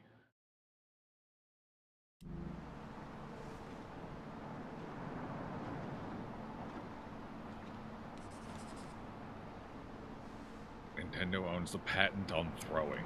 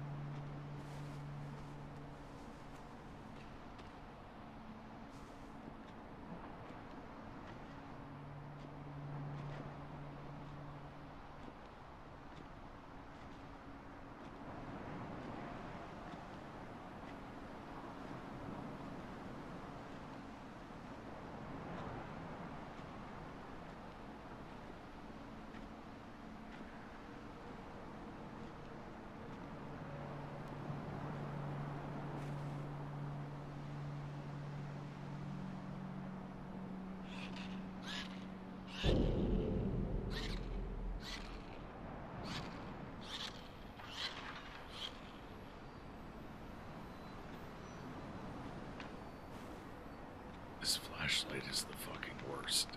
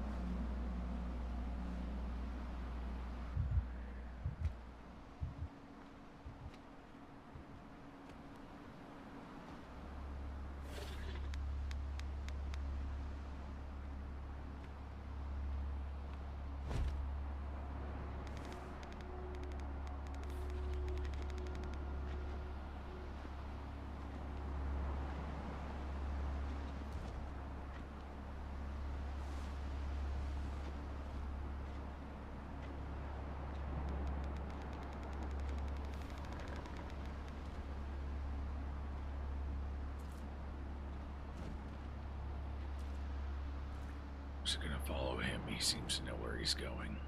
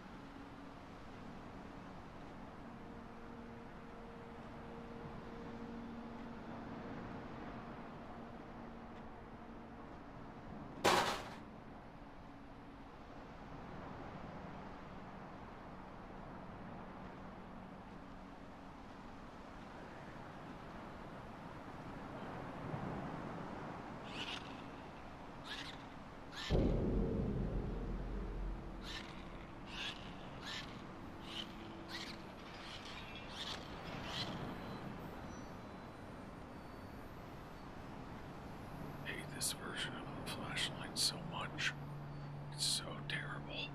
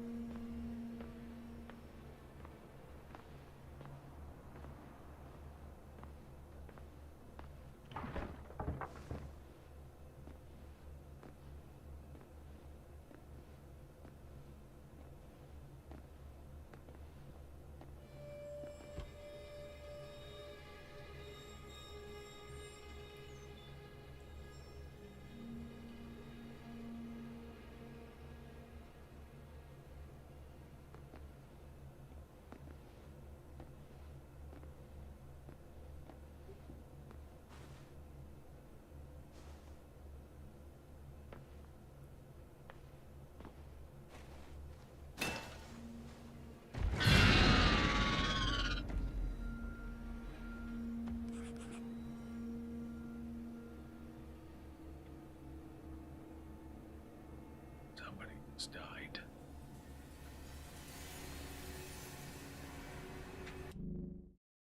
This fucking flashlight lasts like 30 seconds. And there's no ambient level in the game that can hide the sound. And you have to pump it like 8 to 10 times to charge it. This flashlight was a mistake. This flashlight is horrible. Like, dealing with the batteries in the other flashlight was bad enough. This is actually just shit tier. It makes the flashlight almost unusable. In fact, if I were playing on the highest difficulty, I think it would be unusable because of how sensitive the aliens are. And how murder-prone they get. I think it would legitimately be unusable on that difficulty. Because there's no way to muffle it. And you can't just pump it once, because you basically get no light out of it. So, this flashlight, terrible idea. I assume they were trying to go for the same vibe the Bunker, Amnesia Bunker did with theirs. But in that game, it actually, I mean, it was still annoying, and I didn't really like the mechanic at all, but at least there it was functional. Here, it's not even really functional.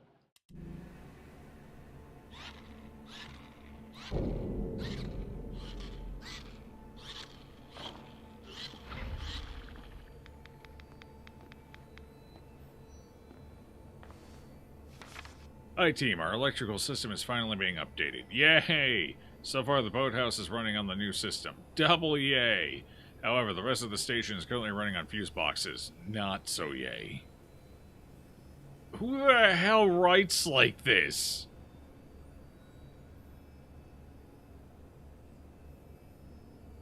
God. Alright, if the fuse box light is green, you're good to go. But if the light is red, there's no light. Or there's no light, then check the fuse. Thank you for your patience. For the love of God, please be patient.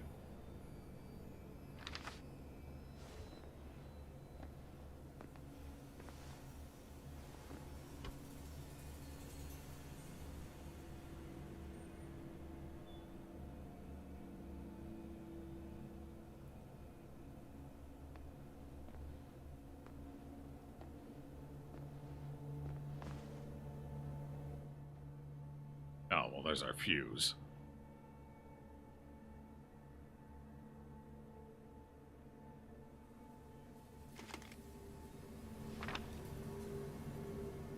Staff Sergeant Berman, please don't think less of me for asking. There is one boat left in the station. Our chances of survival are much greater on the island. Why don't we take the boat? Why should we risk our lives for people who may never come? Sergeant Casado. Note in black ink.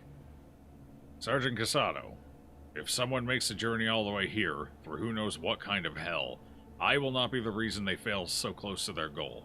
And no, I don't think any less of you. Fair.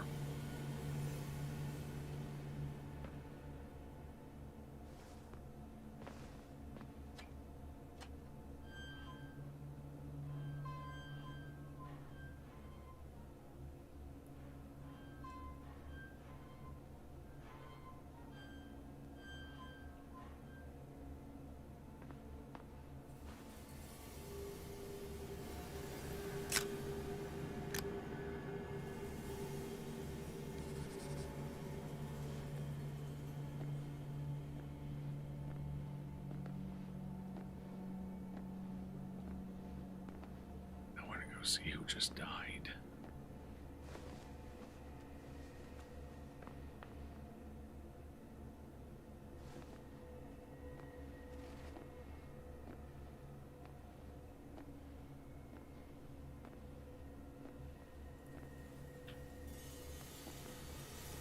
Mind.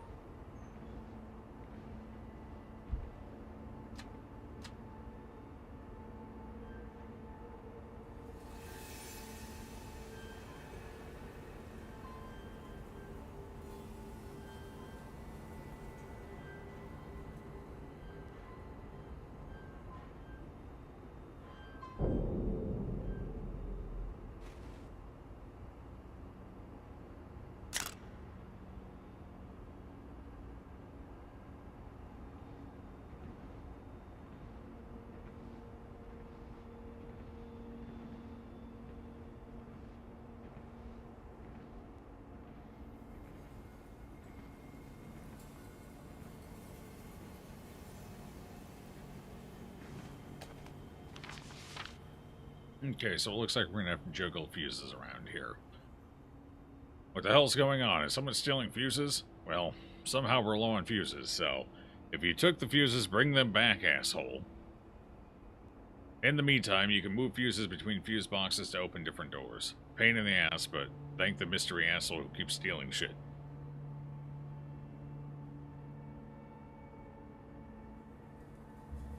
What if it was a seagull? What if it's just seagulls taking them?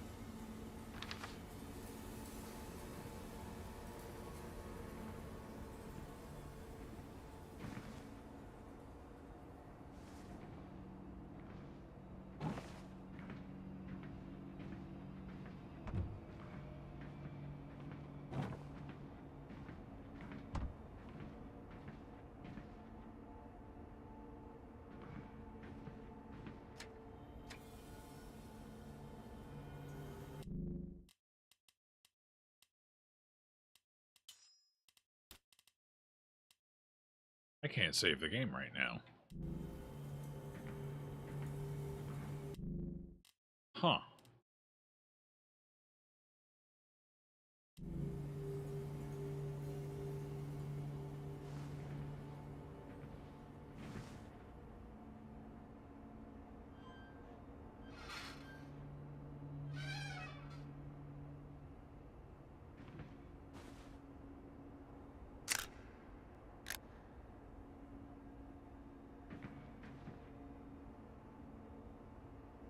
Stephen the Seagull. Exactly.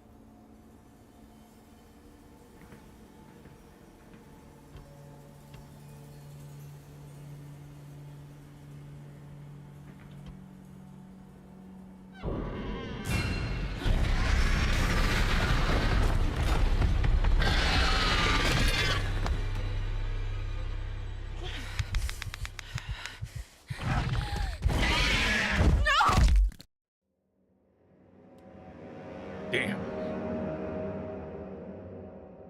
I thought maybe, because I was able to do it with the power box, I thought maybe with the door I could just fling it open and it would be fine, but no, because it makes 2 pips of noise, not just 1. The first one alerts the monster, the second one kills you.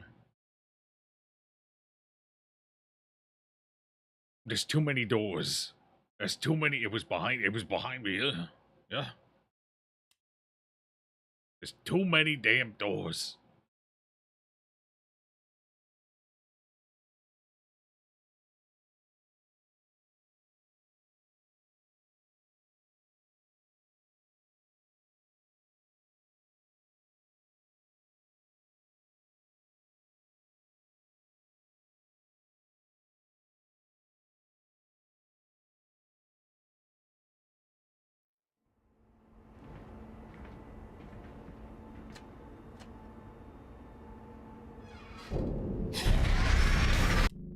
Okay, so apparently I can't even do it with those ones. Fair.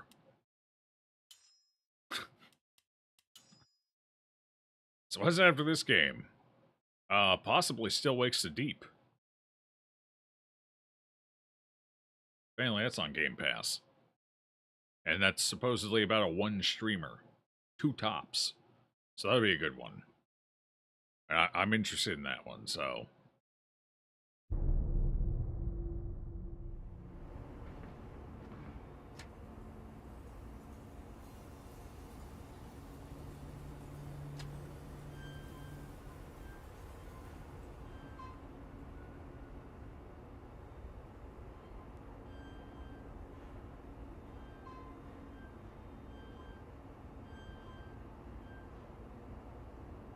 Eventually eking over every door becomes pretty yeah, no, I'm at the point where the door mechanic has gotten real old.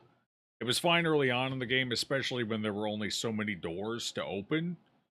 But, and then we had that nice, beautiful stretch there in the middle, about a third of the game, where there were very few doors that needed opened. Great. The doors happened, they were very periodic, they were here and there, not a big deal, didn't mind it. So you had the doors as a main threat early on, and then they just kind of became an occasional threat mid-game. And now we're in the end game and there's just fucking doors and fuse boxes everywhere. As soon as we got back into the city, just doors everywhere. Doors everywhere.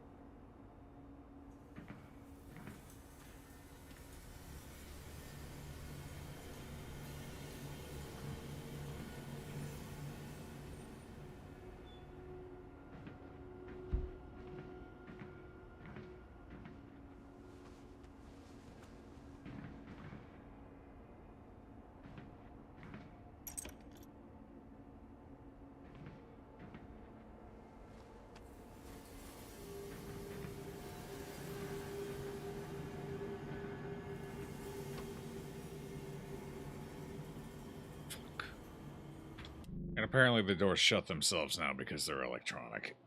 Fuck. I just opened this door. I gotta open it again.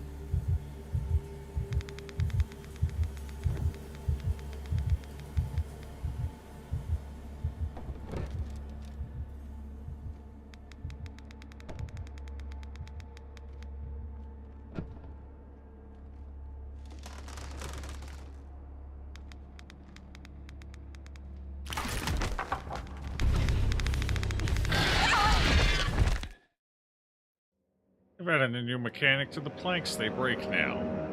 You can't just sit on one. But I can't zoom over it either.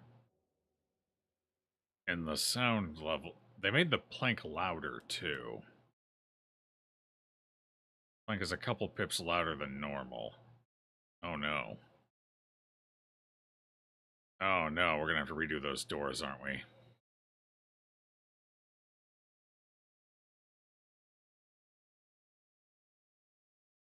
But more annoying doors, in their own words, not so yay. Not so yay indeed. Fuck.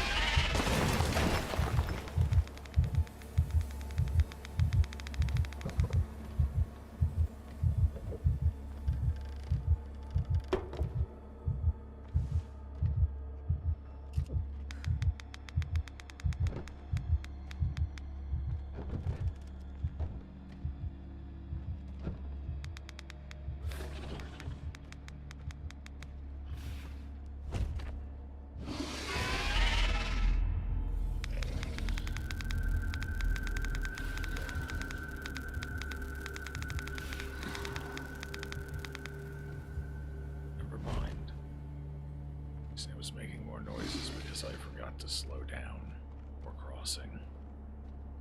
Bad.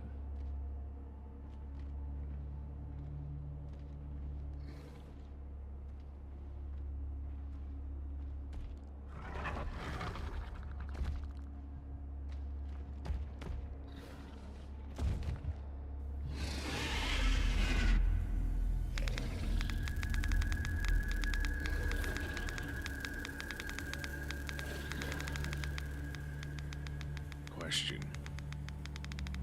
They do the scan.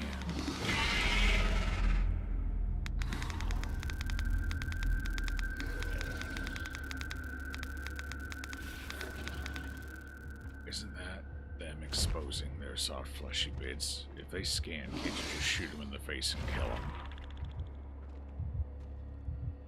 Isn't them scanning advantageous?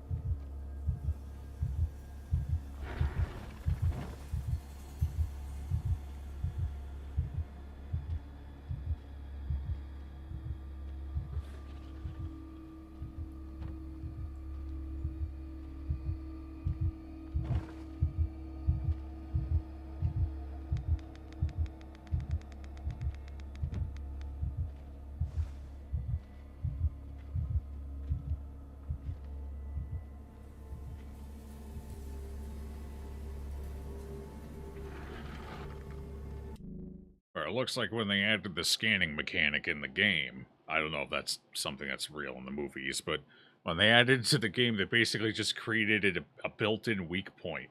If they're scanning, their face is open so they can scan, and you just... Something tells me they still need a brain to function.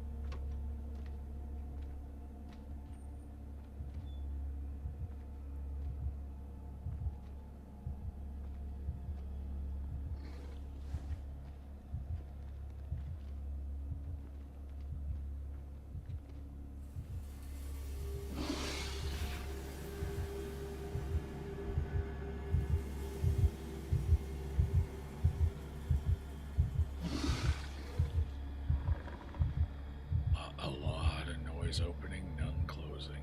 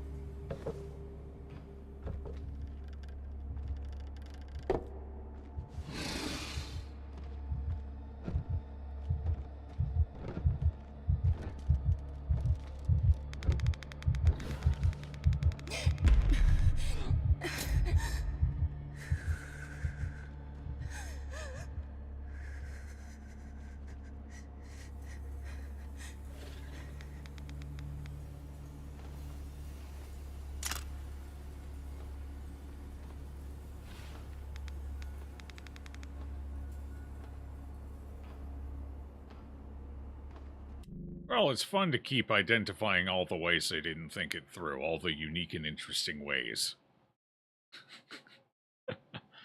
Most people go see these movies, be satisfied with the thrills and scares, the drama and popcorn, and then never think about the story again. Yeah, like I said, they weren't anticipating me rolling up with my habitual tendency to overanalyze everything. And Alex, just learn how to breathe instead of choking. Shake my head. This stress anxiety is a real, or asthma, not anxiety. This stress asthma is a real problem, man. Apparently she can, though. I just have to time the event properly. Instead of, continual deep breaths the entire time. We only take the deep 4 seconds in, 4 seconds out, We only do that when it gets down to the wire instead of all the time, So, I feel like these problems could be avoided.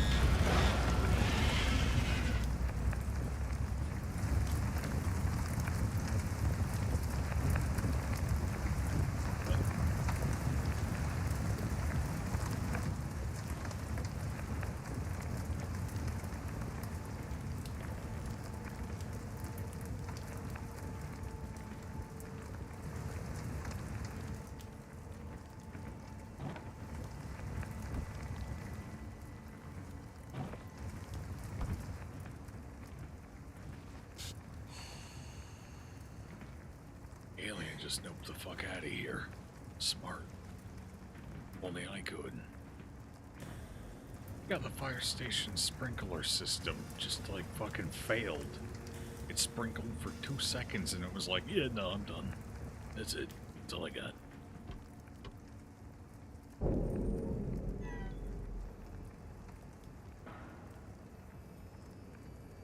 I think an interesting point just came up. Flamethrowers. Flamethrowers, Joe. Flamethrowers. That thing did not seem to like fire. Imagine. You probably cook it from the inside out with those things. You just put enough heat on them. Something tells me the insides are going to get nice and toasty too. Because I ain't ever met nothing, no matter how fucking dense, that wouldn't not convert. What's the word I'm looking for? Conduct thermal energy. In fact, it's usually the opposite. Less dense things tend to prevent thermal conductivity.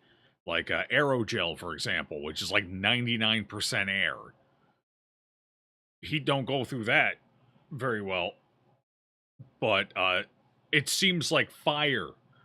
They don't like fire. Fire bad. Turns out everything hates fire. Fire bad for all life.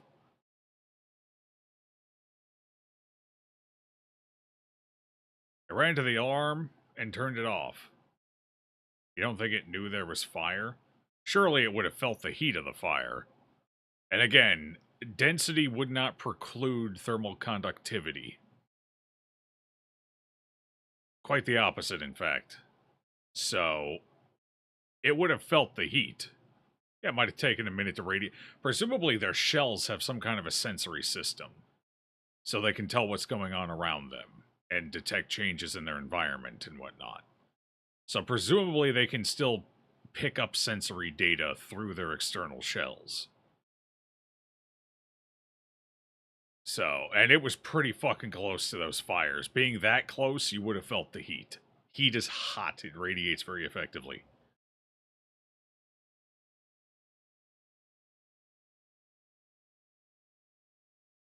Extinguish me, smoke. Ha! Ooh, hydrate. Got it.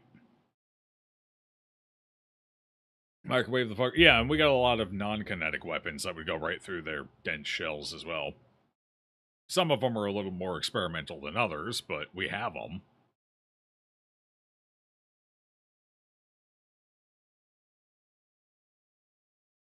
The planet was a dark, sunless one? Well, you don't necessarily need the sun to have fire. You just need oxygen, a source of combustion, and something that'll burn.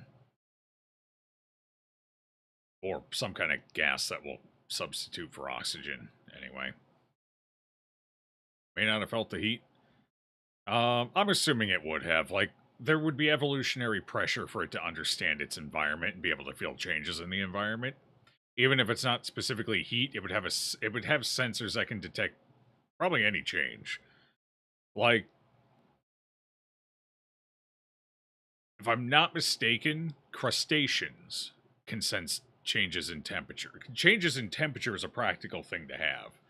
Like, even without sun, even without fire, there's going to be environmental changes in temperature because a planet's core is going to radiate heat. Like, you're going to be able to sense temperature. It's just too practical not to. Like, even crustaceans in the ocean can sense shifts in temperature. You know, things like that. So, evolutionarily speaking, if these things have been like this for any extended period of time, they've probably developed sensory systems inside of their really hard shell that allows them to detect and determine changes in the environment around them, because it would be stupid not to. You're just playing devil's advocate here. I'm with you on this. Fair enough. You still refuse to believe that these things are immune to a depleted uranium sabot round flying at Mach fuck.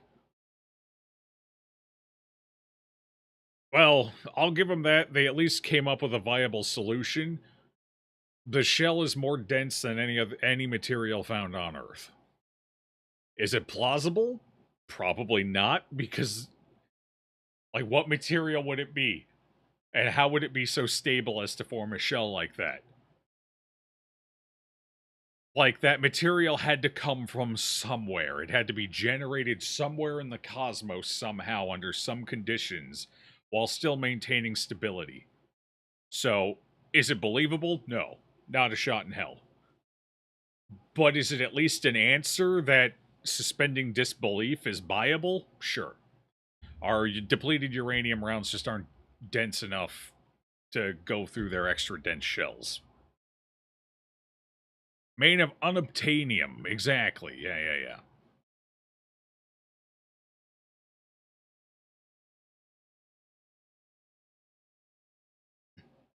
The shell might hold it. The impact force would at least turn the inside to jelly.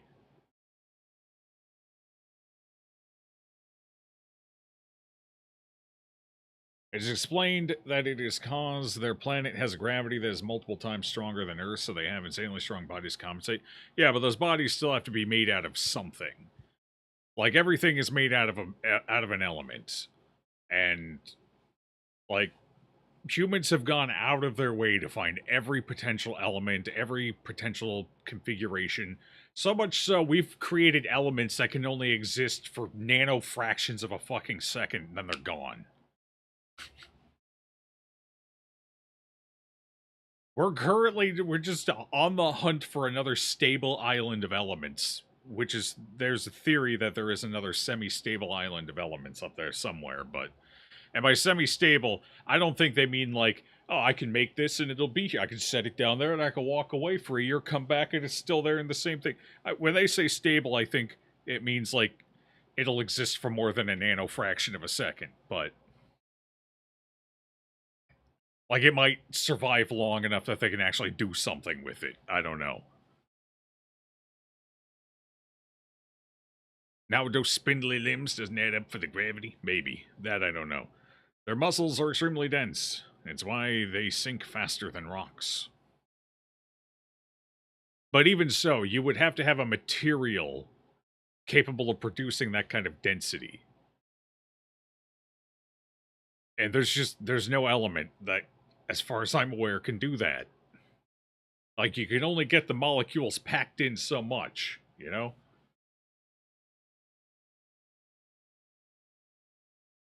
Elements are pretty limited. Even if somewhere out there they managed to appear naturally, I still doubt it would have already exceeded the discovered ones, yeah.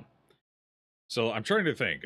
Depleted uranium is one of the densest material. What is the densest material? This is a little outside my wheelhouse. Let me go take a look.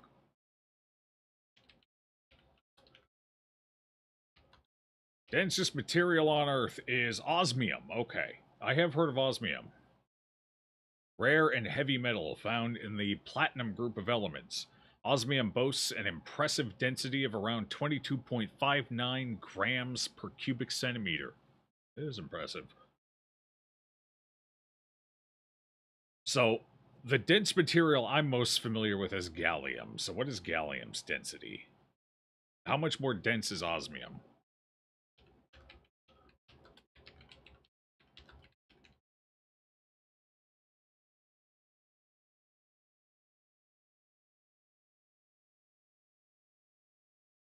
Oh.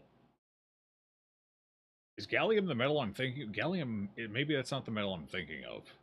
Because gallium is only 5.91 grams per cubed centimeter. Or maybe osmium is just that much more fucking dense. That's over 4 times the density. Damn! What about tungsten? I'm familiar with tungsten as well. Maybe tungsten's the one I'm thinking of.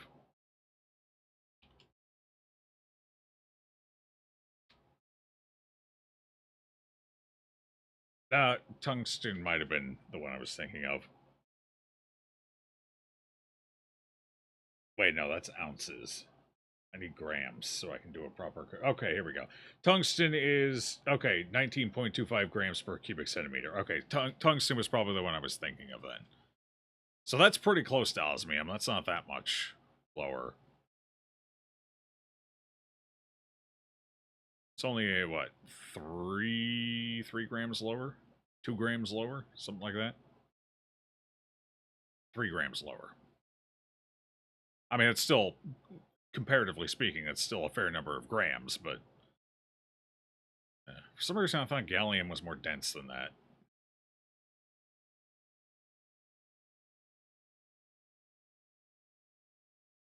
Anyway.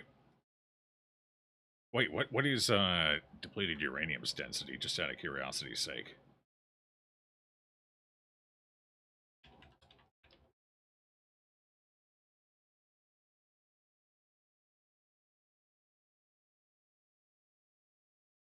$19 grams per cubic centimeter. Okay, so tungsten is more dense than depleted uranium. By a small, just a small margin. Alright, cool. Still pretty dense, though. Gallium isn't dense at all. It liquefies in your hand. Okay, I must have been just confusing tungsten and gallium then.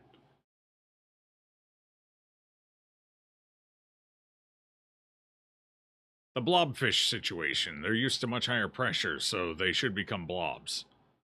Interesting point. I forgot about the blobfish. With the very not scientific black holes turn everything super dense, that adds to it with gravity, so I don't know. I suppose that, I mean, that would have to be what they're going with.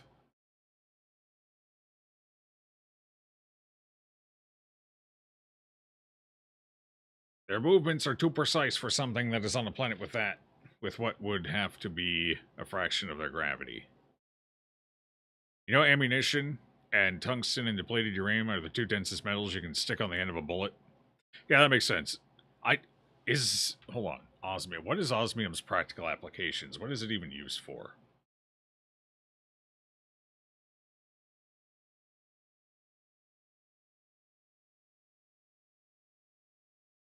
Okay, osmium is a stable element. It's also one of the least abundant stable elements in the Earth's crust. Okay, fair enough. What is it used for, though? What do they use osmium? Has only a few uses. It is used to produce very hard alloys for fountain pen tips.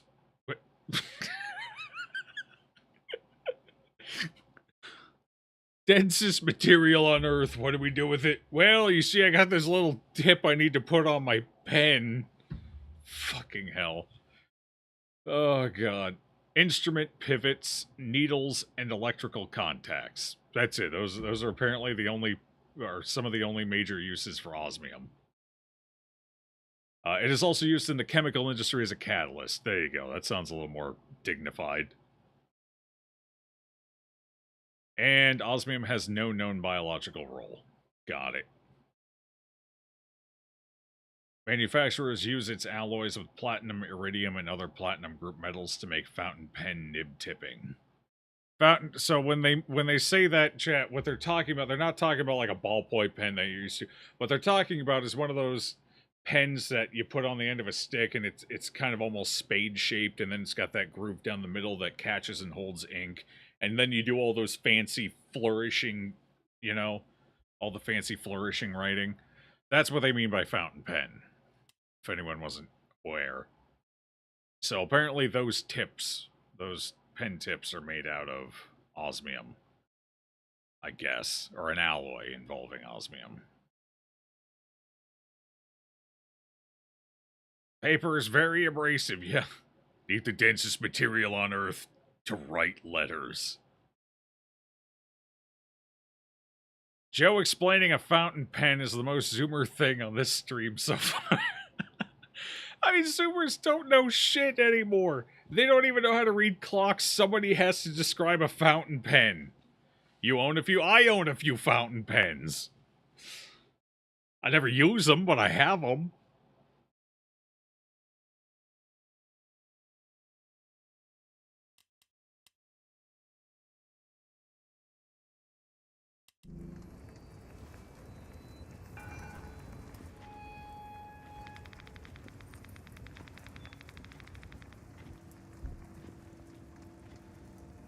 You got to never use them because you're a lefty who smudges it all.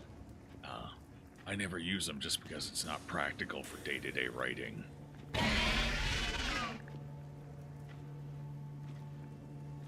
And I never need to write anything flourishy, so...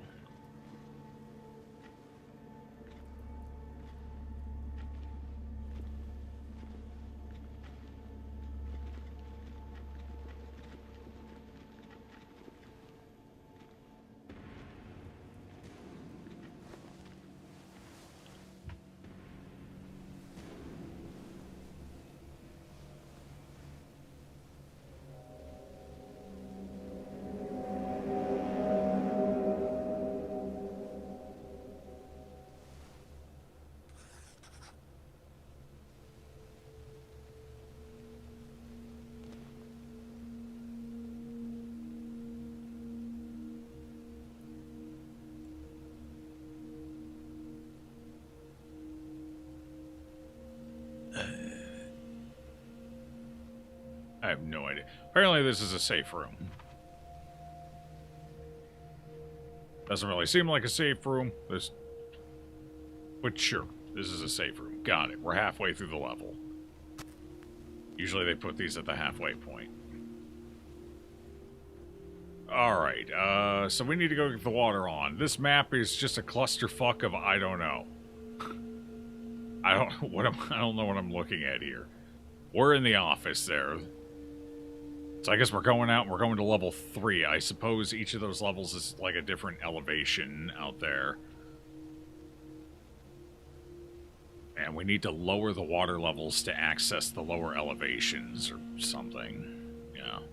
Until we can get to the water supply. Okay. Fair enough.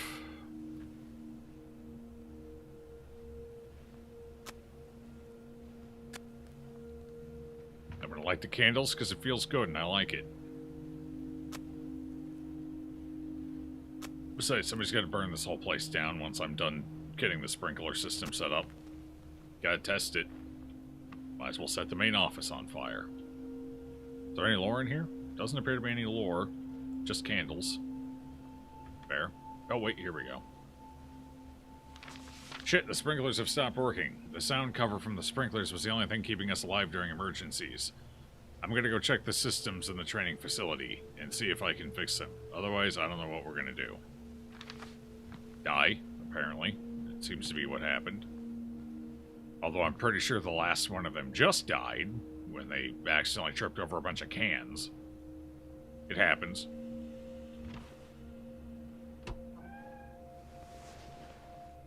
Oh, let me in, let me in, let me in. Fuck. I wasn't done in there. I thought the sign with the big red exit would be the one that left. I thought this was gonna be like a bathroom or a closet with some supplies in it or shit. Damn it. I wonder if I can reload that.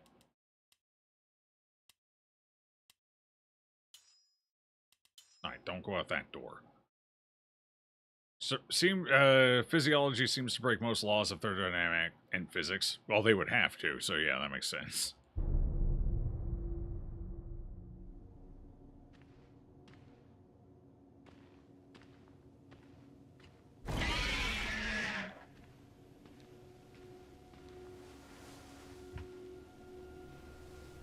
That's usually how you know you've written a bad alien.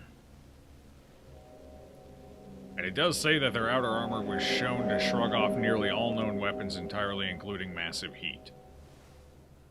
That would be the whole breaking the laws of thermodynamics. That would be that part. Yeah. Yeah. Because again, I'm pretty sure it's kind of an inverse there. The lower the density, the more resistance to heat, because the heat can't conduct through the material as effectively. AKA, that's why aerogel is goddamn near heat-proof. Like, you can put a small, like, centimeter or two piece in your hand, blast a fucking torch right at it, as long as the torch just doesn't spread out, you know? And you won't feel the heat through it, even after sustained firing. Like, aerogel is one of the least dense materials I can think of. And that complete lack of density and the air trapped in it is what makes it, is what reduces the thermal conductivity as far as I'm aware.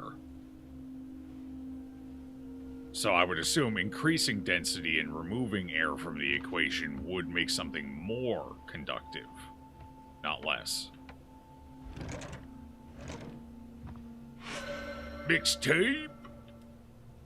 Jokes about fire and open mic debut. What a terrible night. We all got roasted.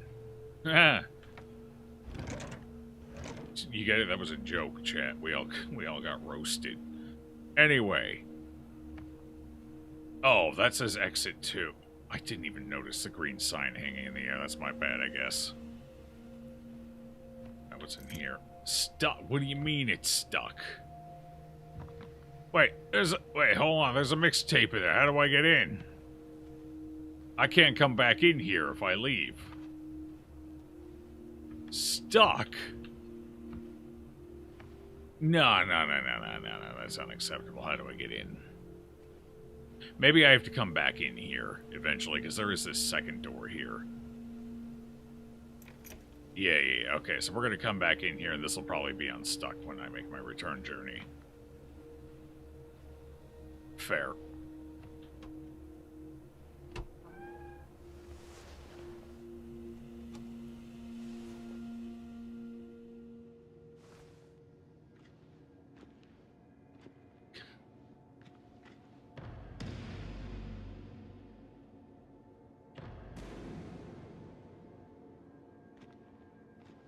No brick. No, I don't have a brick. I just checked. Good thinking, though. Although I don't know if I can pull a brick out inside of a safe room. Not sure if I can or can't. Dear firefighters, thanks for saving my cat Pesto from the tree in our front yard. I was so scared I didn't know what to do, but then you came and saved. As far as I'm aware, fire departments do not actually like being called to retrieve cats from trees, and will, in a lot of cases, will tell you to fuck off. The cat will get down on their own. And it's true. Most cats can get down from a tree just fine on their own. They just need time.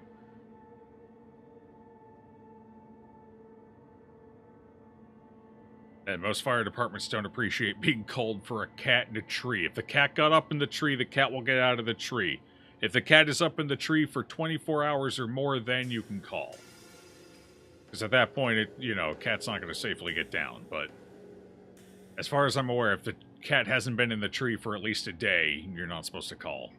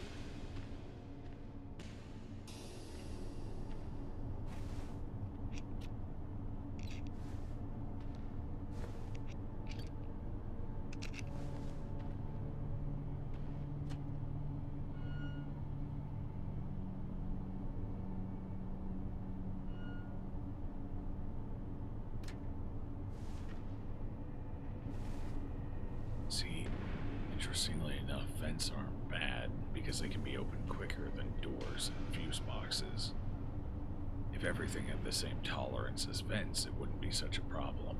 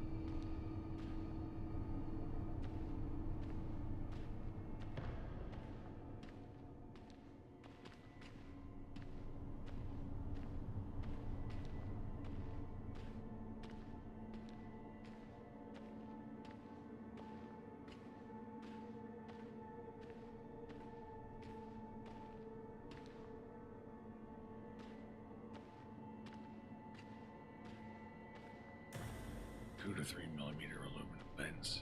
Yeah. Those things would be popping and crackling like nobody's business.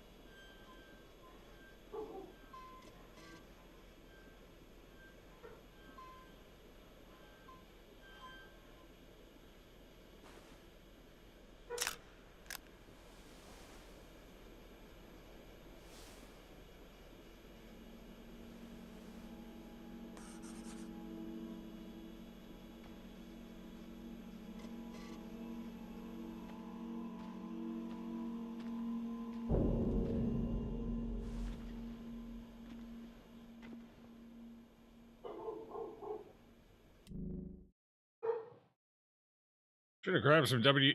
No, seriously, with all these doors here making all these squeak, nobody's gonna go. When the solution is simple as some graphene or graphite, like lubricant, which is probably what they would use on an inside in an indoor setting. It'd probably be graphite, but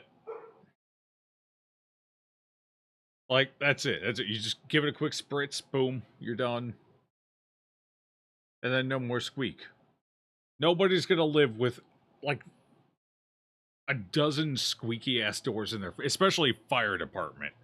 Like these are people who are gonna know. All right, just go ahead and grab something, whatever the hell we use to lubricate our other equipment.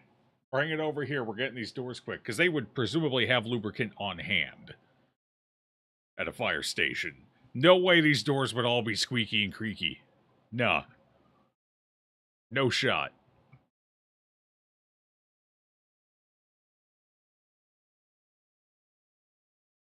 Doors should be lubed. WD-40 isn't a lube, but a lot of the time it more or less acts like one. You can use it in place of a lubricant if you need, if you're in a pinch. WD-40 is what I used to lube up our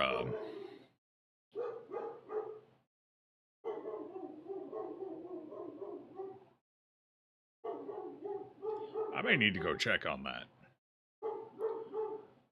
But anyway, yeah, graphite or silicone, something like that. Those would be ideal, but in a pinch, if you don't have anything else, you need something de-squeaked. WD-40 will do. Although you have to be careful because WD-40 is also going to be more effective than those other things, as Dan learned on his boom mic, which now has 0 friction and won't hold position.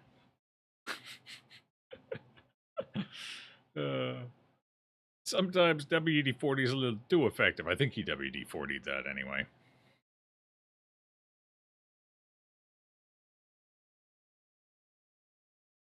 Okay, I think she's calmed down. We're good to go. But yeah, a fire department is definitely going to have access to something to lube these doors up.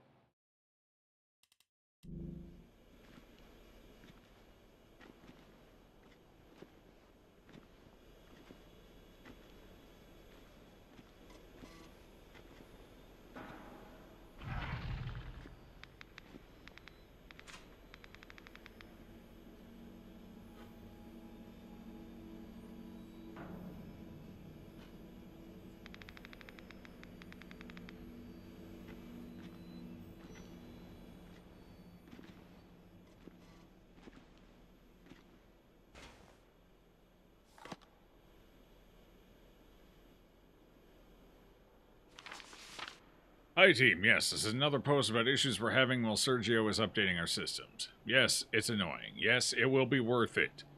The control board that's supposed to operate the training pool is currently offline. To add or remove water in the training pool, you must use the manual valve system. I will update you the moment the control board is back online, I promise.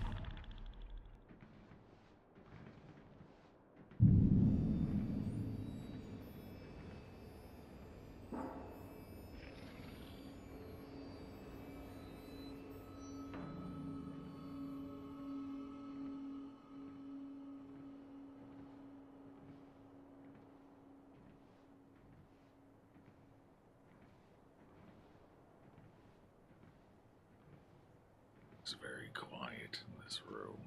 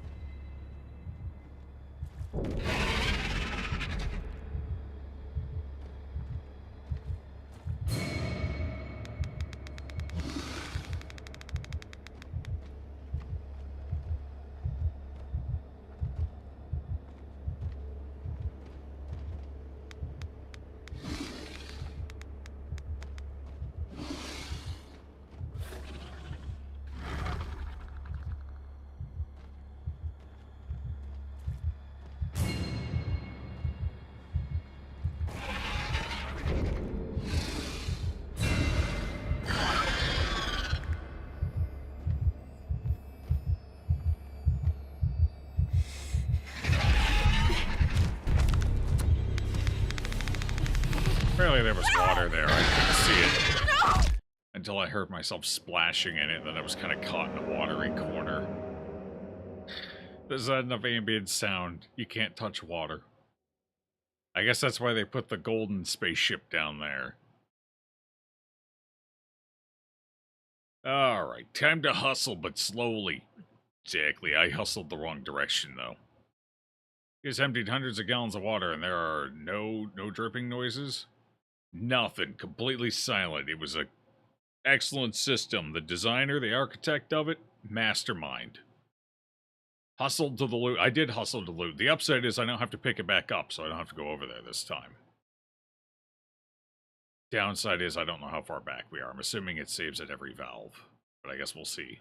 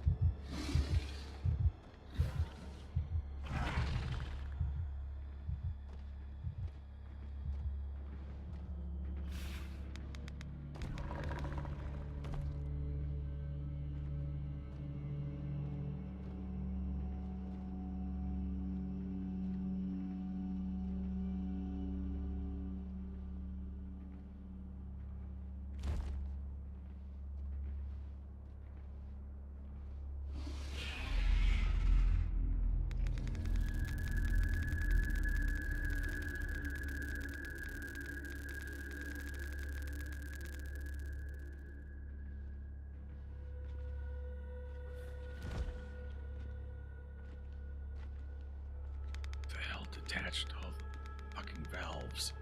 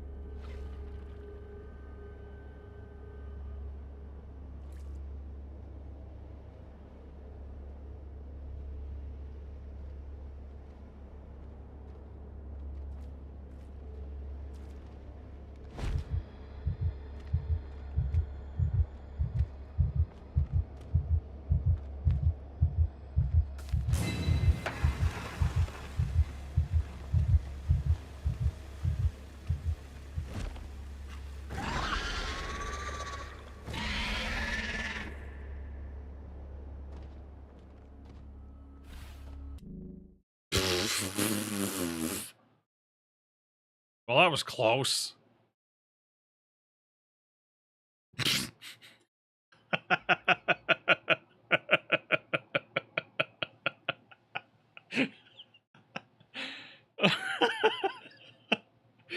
Oh, God. All right. I don't know how we got out of that one in one piece, but yeah, I'll take it. I don't know how we're going to get through here either, because this floor is covered in water, and water is typically a minimum of 4 pips, sometimes up to 6 pips. And we have an ambient temperature of 2 to 3, or not temperature, sound level of 2 to 3 with a very rare, very brief pip up to 4. So I have to try and time my steps with the 4 pip, but the 4 pip is so quick that I have to predict it rather than react to it in order to move. And I only have so many flares that I can use as a get out of jail free card there. I think I got like 2 left. And that's it. And I got no bricks, no bottles. I got nothing else. And I got a floor covered in water that I have to navigate. Fuck.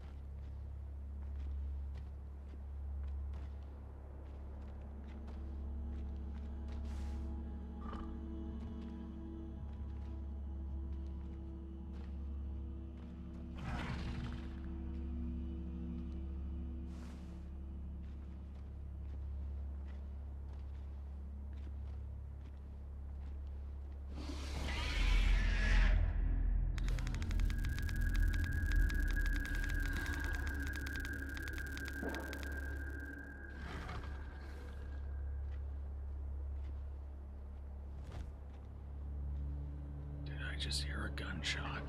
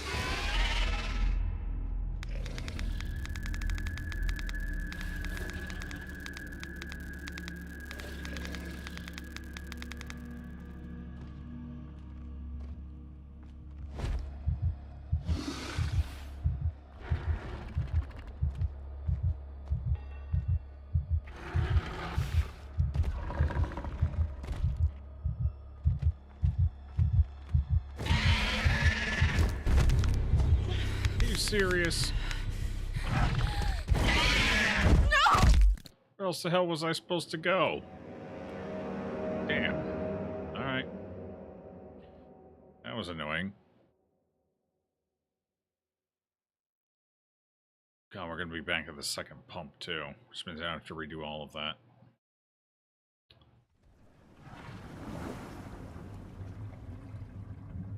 Just kidding. Actually, it's not a bad checkpoint.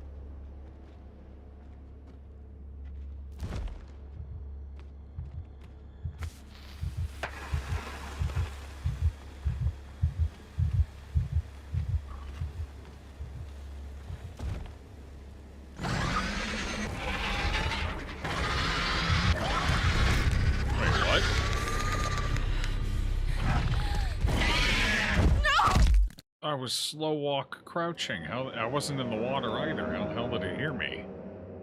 What the fuck? That was odd.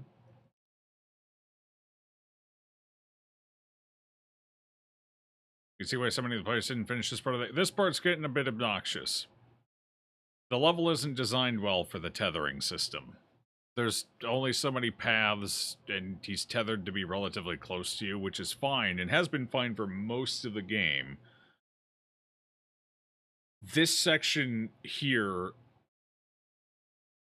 the tethering is becoming more of a nuisance than it is an asset to the game. Simply because of how tight and singular... It's like, there's only one way to go. And it's all very narrow and...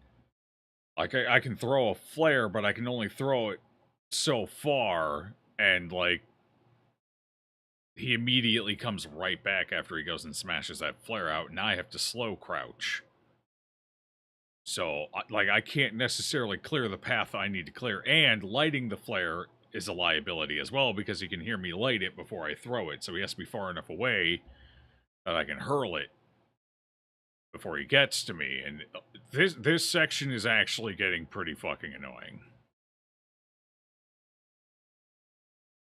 I finished, no, the percentage that got to this level was only 12%. I don't know how many have beaten this. We're gonna find out when I get through it, I guess. My sneaking suspicion, if I had to guess, I'd say 8%. 8% of people beat this level. We'll see when I get to the end.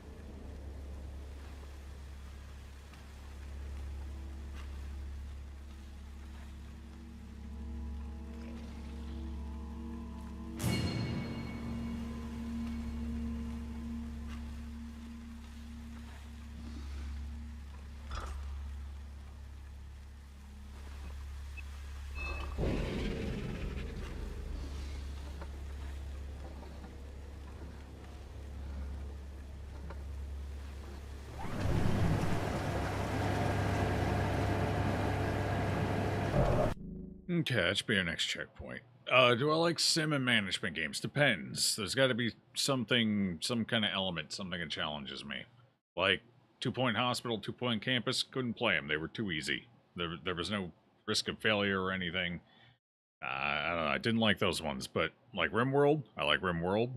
Frostpunk, I like Frostpunk, even though once you figure it out, the replayability goes down dramatically. But I like Frostpunk, things like that. Lobotomy Corporation, I've heard of it. I haven't played it. That's a spooky one, right? Or it's supposed to be semi-spooky. If it's the one I'm thinking, hold on, let me look. Take a look. That's what I'm thinking of. Uh, Steam maintenance. I can't check. Steam's fucked right now.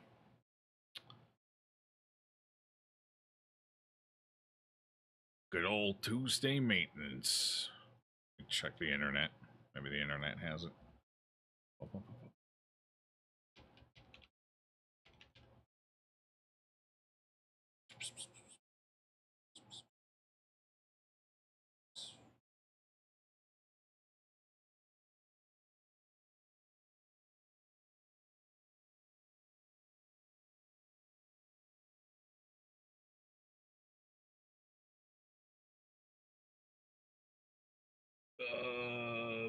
Is this the one I was thinking of? No, I don't think this is the one I was thinking of. No, this is definitely not the one I was thinking of. Okay.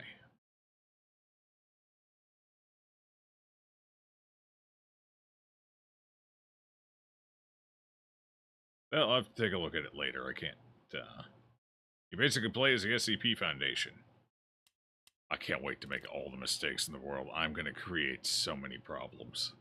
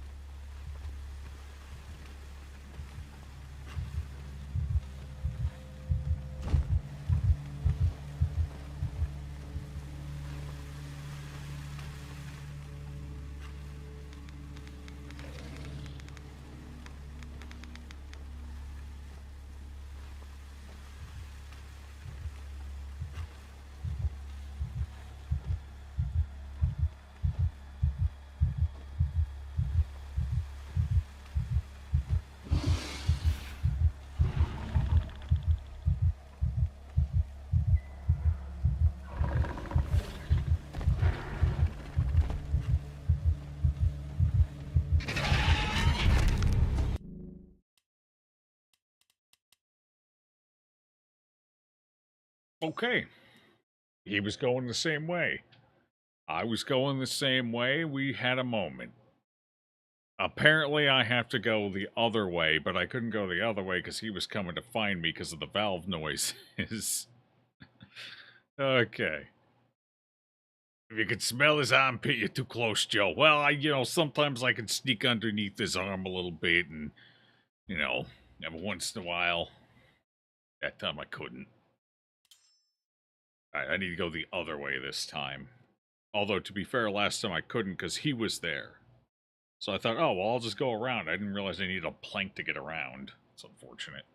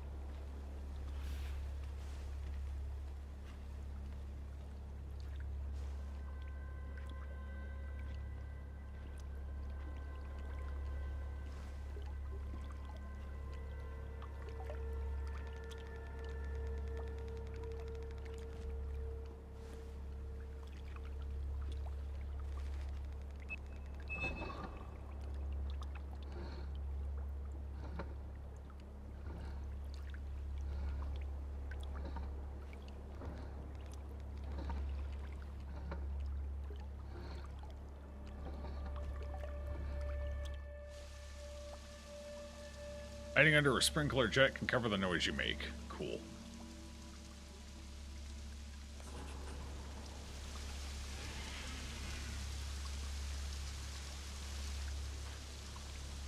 Alright, we're in pretty good shape right now.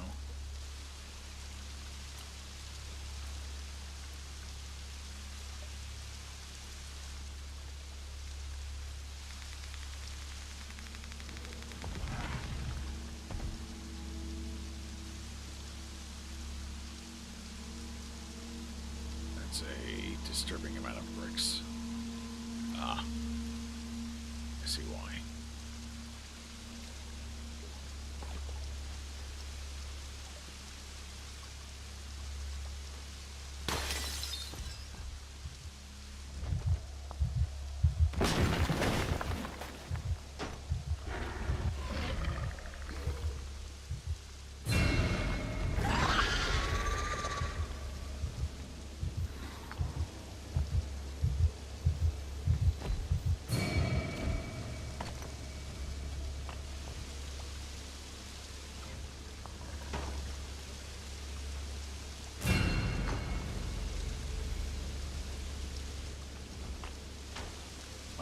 fuck with him. Bad boy.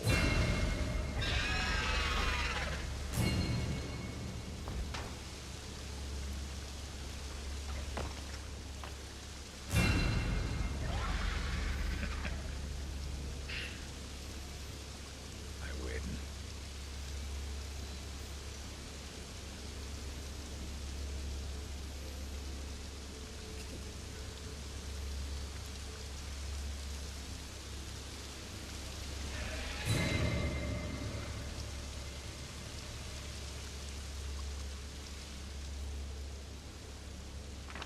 Hi, team. I bet you love reading these posts about tech issues just as much as I love writing them.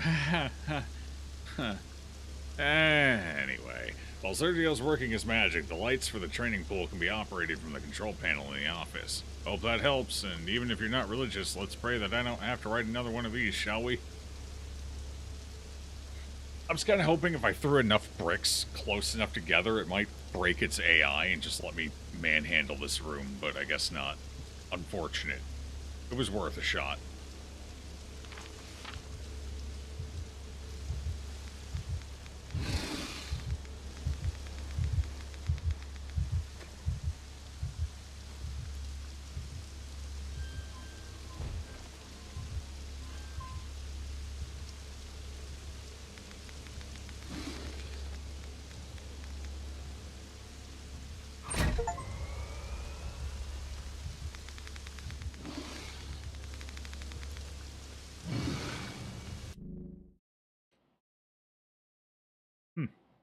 Well, 10% of players, so a little higher than I anticipated. Well, then again, I was saying beat the level, but, and to be fair, I don't think this room is mandatory. I think you can more or less skip it. It's just, it gives you light so you can see better on the way out. So this is more of an optional one. And of the 12.4% players who get to this level, 10% actually turn the light on. So, not a huge drop-off rate so far, surprisingly.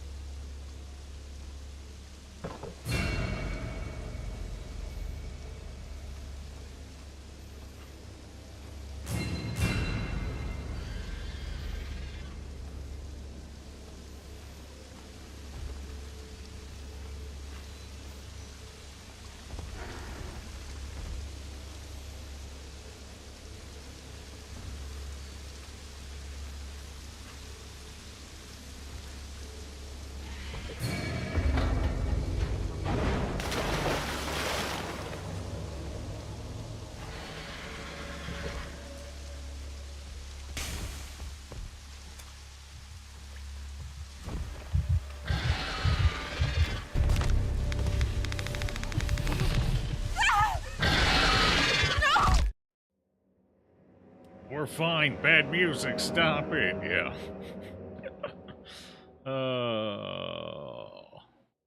The plank's in bad shape anyway. We weren't fine.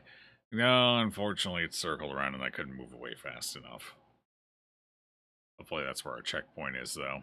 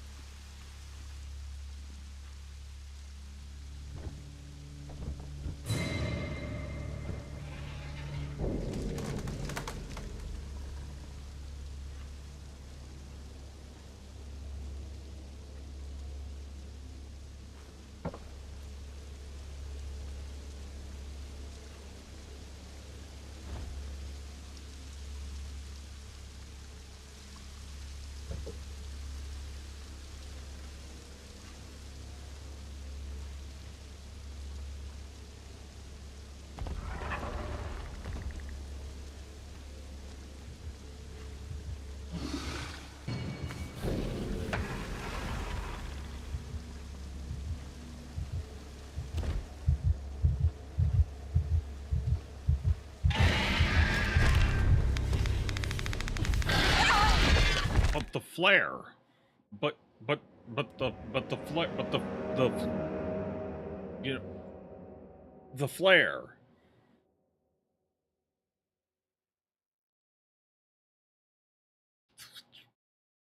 All right, fuck the flare, I guess.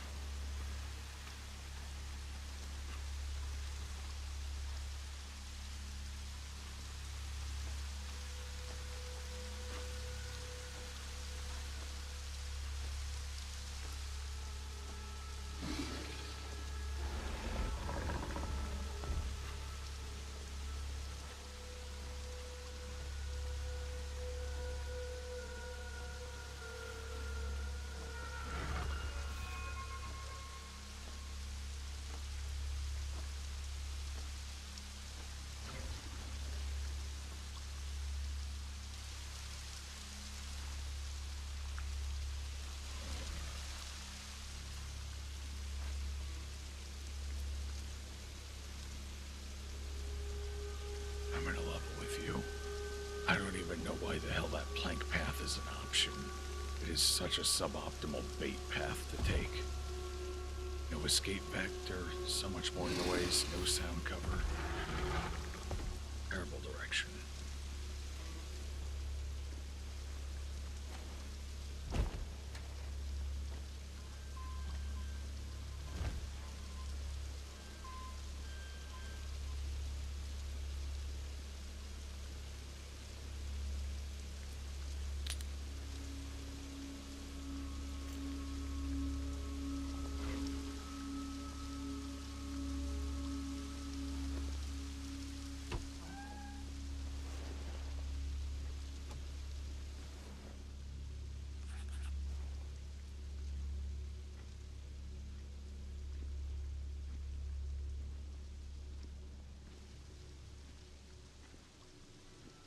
I only did it the first time because I was curious what the hell the point of it was.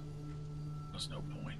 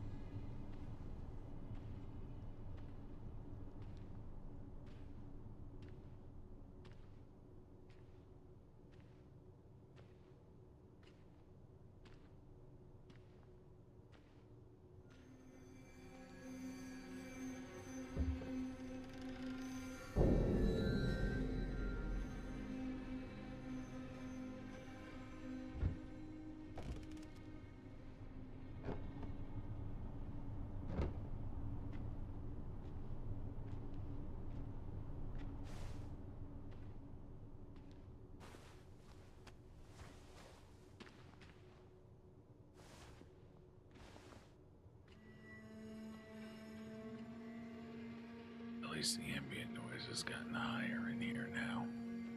Thanks to everything being turned back on.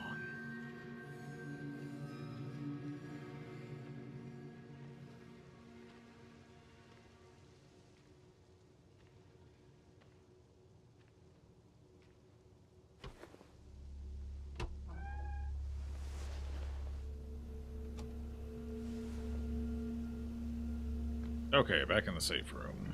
And grab the mixtape quick, then we move on to presumably the last stretch of the level, if I had to guess. Not sure what more busybody work they can throw at me here. 100 bird songs. 4 ragu. Merry Christmas. Oh, okay. Somebody really likes bird sounds. Understandable. We didn't even make it out of the station. We got into the truck, Ollie turned on the siren, and it was like a train smashing into the side of the truck, flipping us over. Ant's neck snapped on impact. Died instantly. But Jay, the truck crushed his legs. I wish he'd gone like Ant. But to live long enough to understand what happened to you and then die anyway, it's not right. None of this is right. By the time we got to the docks on foot, the damage was done. Boats torn in half. There were some bodies on the dock, but I don't think they were killed by those things. I think they were people who killed each other trying to get onto the boats. Those weren't the only bodies. There were some on the water, cut up by a propeller as the boat was sinking. I think. My legs had never just stopped working before. I sat there for I don't know how long. It wasn't until Robin started cleaning me off that I realized I'd thrown up. We disposed of the bodies, me, Ollie, and Robin. Once we finished, Ollie walked off, just left. I don't blame him. Robin left soon after to try to find her husband. Zach was off duty when the attack started. I don't suppose I'll ever know what happened to him. I think I'm writing this because I'm trying to figure out what comes next, what the future holds, but I can't picture it. I can't picture anything after this. M. Now that's quitter talk. What do we got here? Ragu. How dumb is that? See, this is natural selection. How dumb is that cat to have ended up in that exact situation? A branch too small for it, barely clinging on like that. Second of all, that cat can make that drop no problem.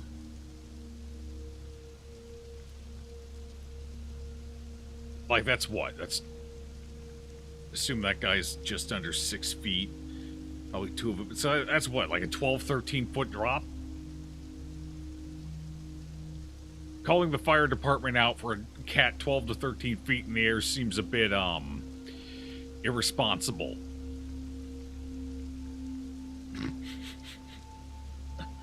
God.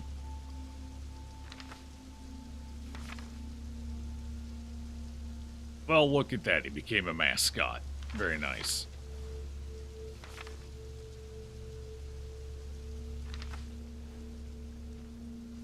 Was it? Is that Rob? Who was her husband? I don't even remember who her husband was. I don't think he was part of the fire department. Never mind. I'm guessing that's probably Robin. Guess she adopted the cat after they got out of the tree. Apparently it's a stray that was just out in the woods somewhere.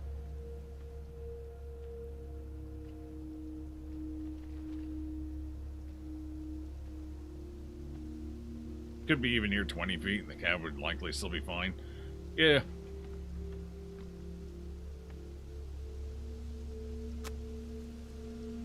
It unlit all my can, probably because I had to reload the game a couple of times. Alright, let's get this level finished. I think this is the last level, so when this level's finished, the game's finished. So let's get this game finished. Hey, it's bothering me they're not all lit. I gotta light them. I'm sorry. I have to. I have a problem.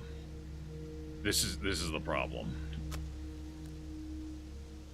I like the sound it makes when it lights. I like watching the lighting effect just kind of flare to life and expand, and then just I like lighting the candles.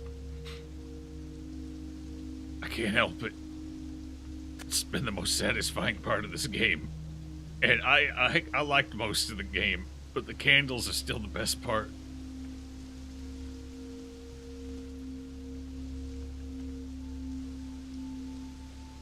Admittedly, this last level's been a little rough, but, you know, it happens.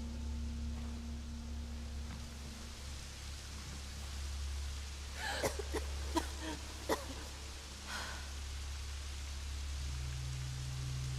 the fuck was that? There wasn't... Like, it didn't call one in here. Nothing happened. What was the point of that?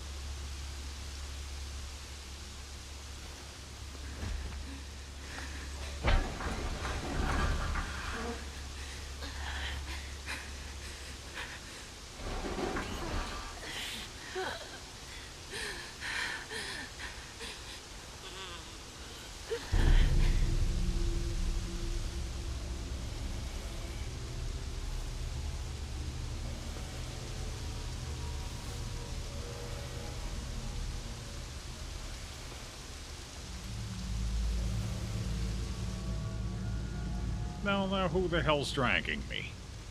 Is this Ollie? Oh, no. Not this bitch again. I kill her. Thank God. Is the baby? Alex, I'm so sick. You killed my father in front of me. I'm gonna shank you. And go. Just go.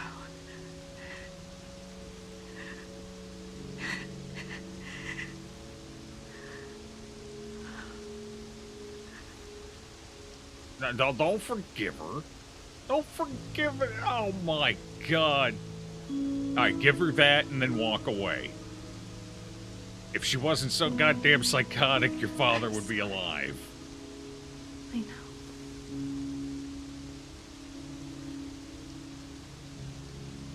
Now grab the mask and walk away. Fuck her. Yeah, she shot him. Because she's unhinged.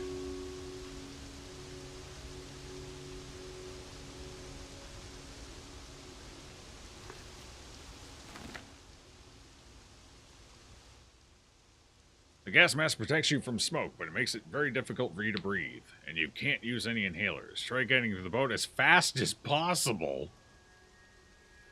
But it makes it very difficult for you to breathe. What? I mean, yes, it's harder to breathe through a gas mask or a filtration mask than it is to breathe normally, but they are designed to be breathed in. It's not that much more difficult. It's a bit more difficult.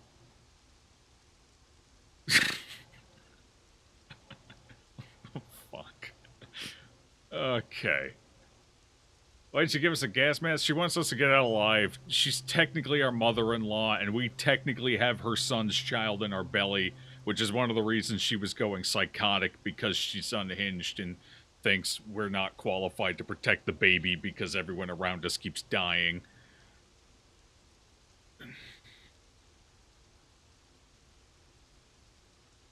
You know. Even with asthma, it should be easier than with the smoke. Yeah.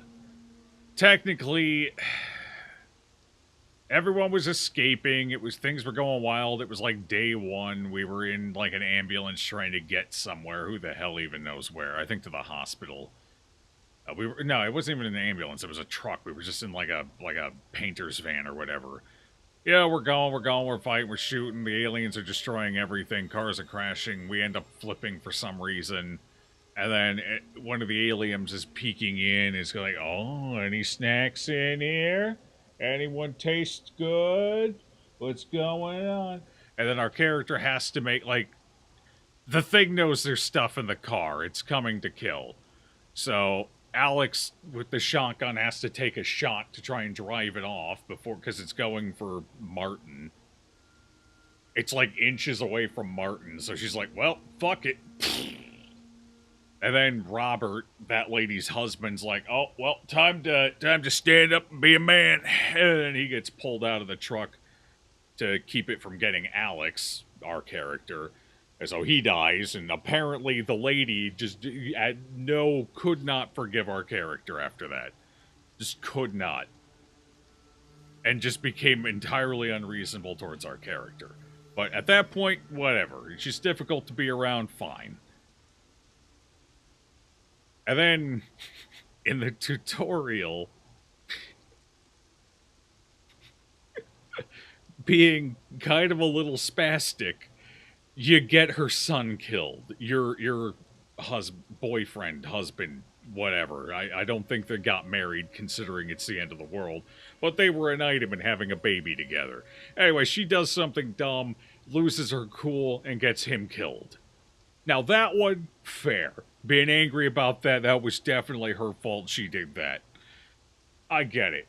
And then, like, Laura, the angry lady there that just gave us the mask, she finds out that we're pregnant with her grandchild, and her answer to that is, well, you can't be trusted not to get everyone and yourself killed, so I'm just going to lock you in this room for the next 9 months. And then probably take the baby away. And that's what sets all of this into motion, because our character needs to get the hell out of Dodge. And then Lara, of course, is following us, and we're trying to get here with our father, and then we get separated because I have to go do something while he does something else. Lara finds him, and then she's escorting him around at gunpoint, and then I don't remember if he saw us or something and knew we were in the area, and he was worried she might do something or what the deal is, but he goes to try and disarm her. At that point, she shoots him.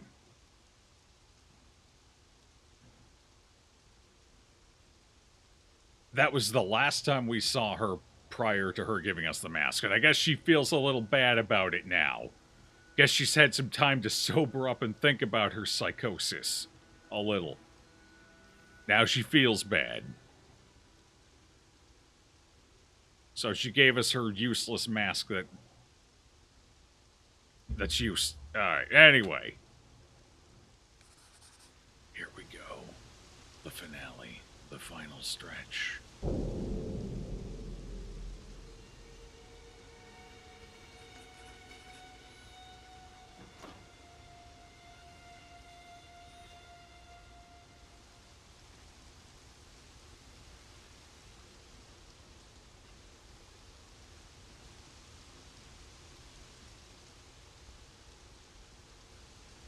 Apparently it doesn't want me going the other way.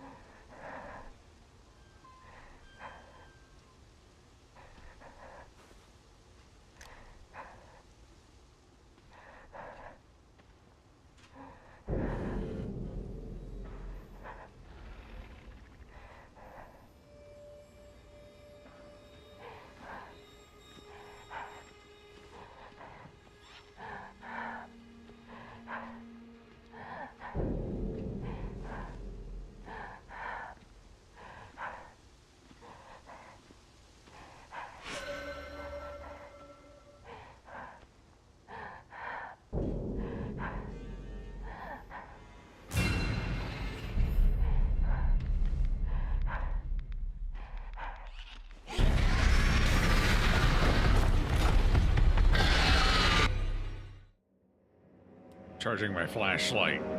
Apparently, it was a little too alerted, so even that tiny little noise was enough to kill me. Anyway, I got the plane, so I don't have to go through the maze a second time, so we're done with that. Honestly, I'm not even sure you can get the plane and get through the maze and get to the boat on one thing. I think it's... I'm not sure how you'd pull that off, because I was just about out of time, and I went through that almost as quickly as I could. I probably could have shaved 20, 25 seconds off. Prank flashlights are nice since they always work, but yeah, they're pretty terrible in basically every scenario. Your first stream several minutes ago and didn't notice it was muted until now. Oh, it's a very quiet game. Understood. But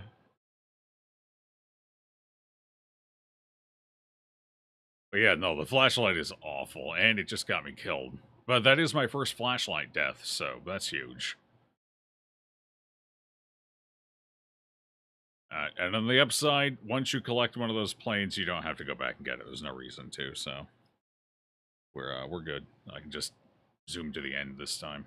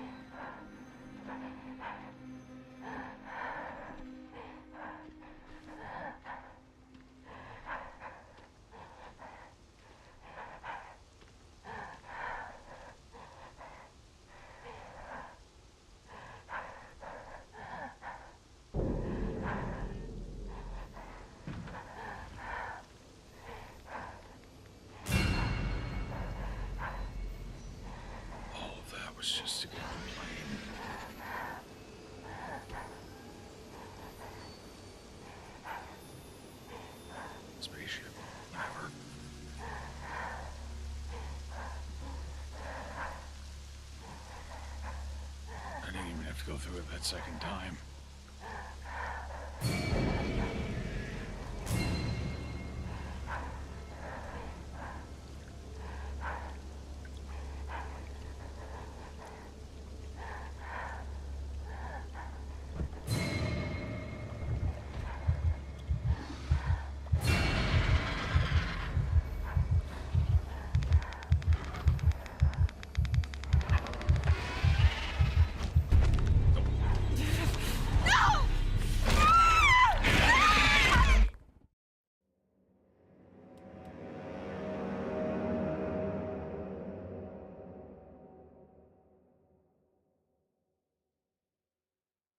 That was unfortunate. That plank was a lot louder than anticipated. I'm... The ambient sound in the room is... I don't remember if it was 3 or 4, and I don't remember if that plank was 4 or 5, but it's 1 over the ambient sound. So that's going to be a little tricky to get down. I may have to throw a preemptive flare.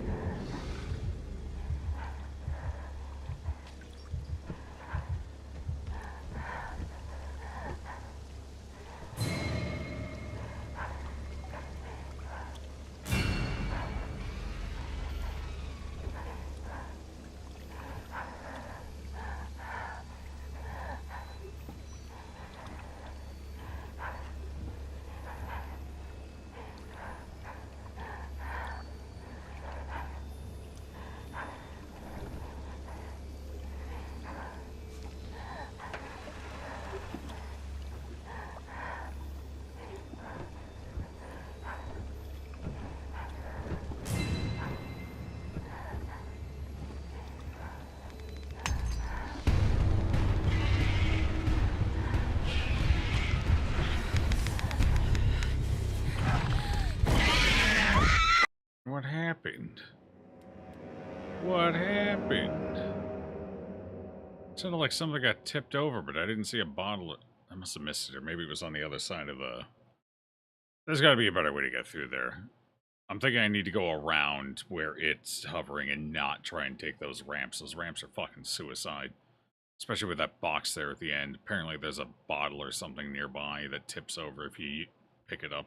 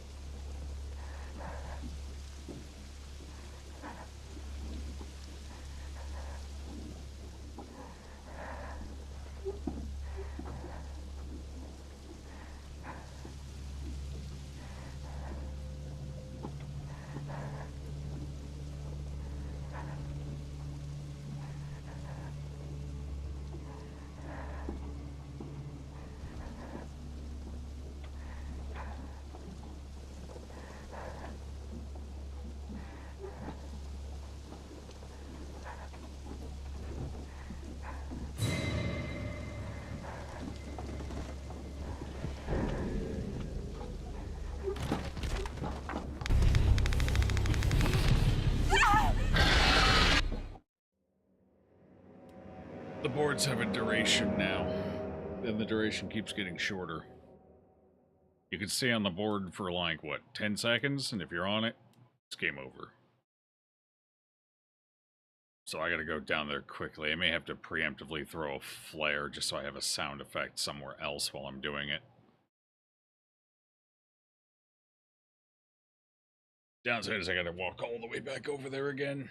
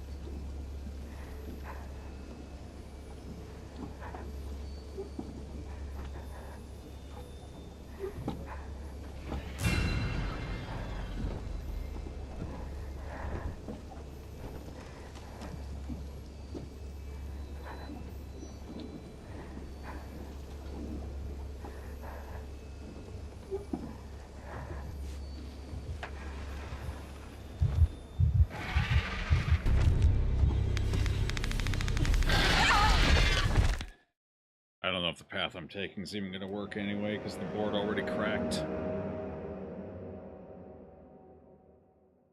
I'm not sure I'd have enough time to cross it at that second point.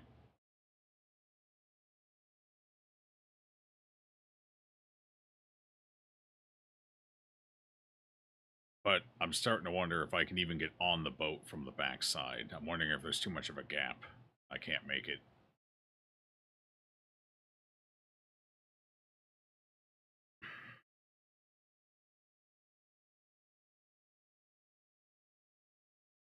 Wondering if I can stick to the land and just keep going all the way around instead.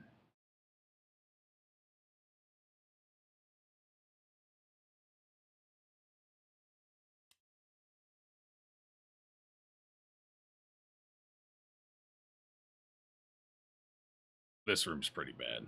This room's probably the worst room so far.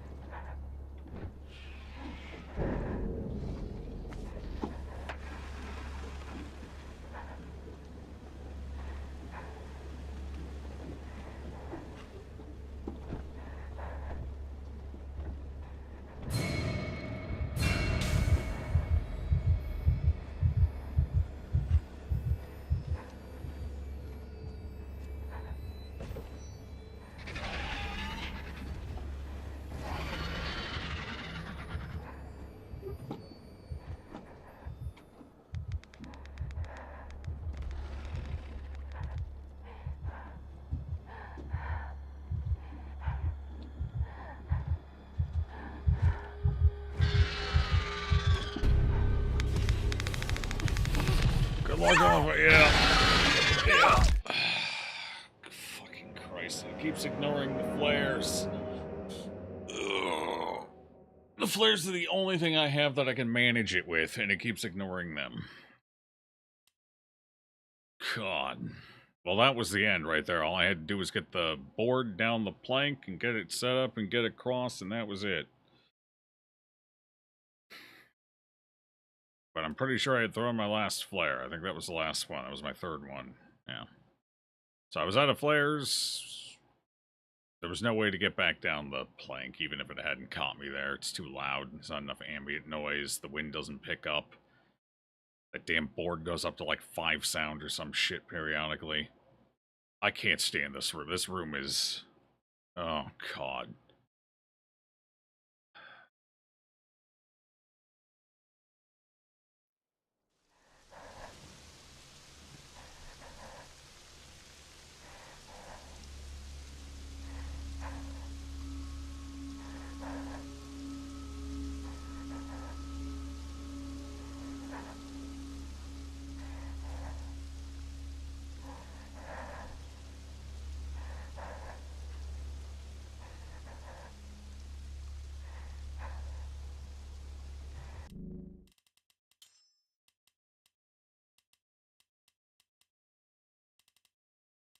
I'm going to turn that off for this room now. Can I lower the fucking difficulty for this room? I'm kind of tired of this room. No? Okay. Well, it's worth looking. Alright, at least I can piss and moan now while I'm doing it. Fuck this room.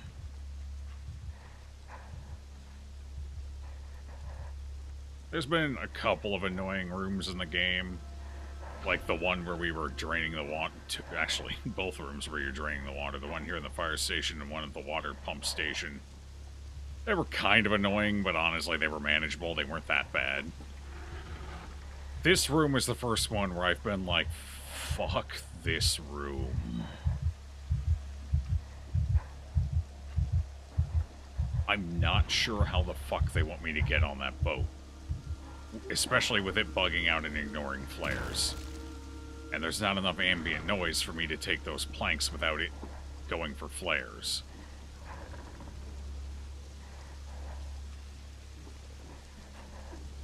So I'm not sure how I'm gonna finish. There's sandbags over here. I didn't see those before. Oh, I think I just found the solution. Actually, I don't know if sandbags work on planks. It may not be the solution after all, but fuck it, I'm gonna try it because I'm out of ideas. Let's go, baby.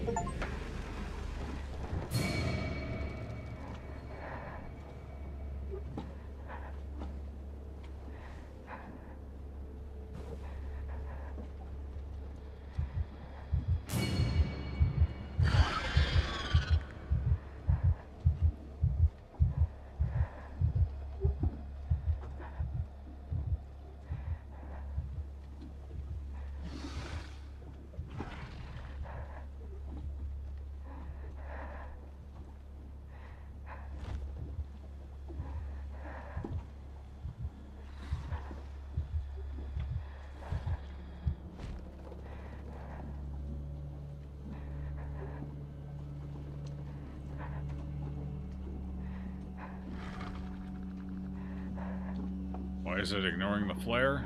I don't know. It's bugged. For some reason, it's like it can't hear the flares. Unless I'm holding it. If I'm holding the flare, it can hear it. But when I throw it, it's like it doesn't exist anymore. Which is making it extremely difficult to get through this section. I'm almost out of time, too. I'm just gonna have to fucking boost it and hope for the best.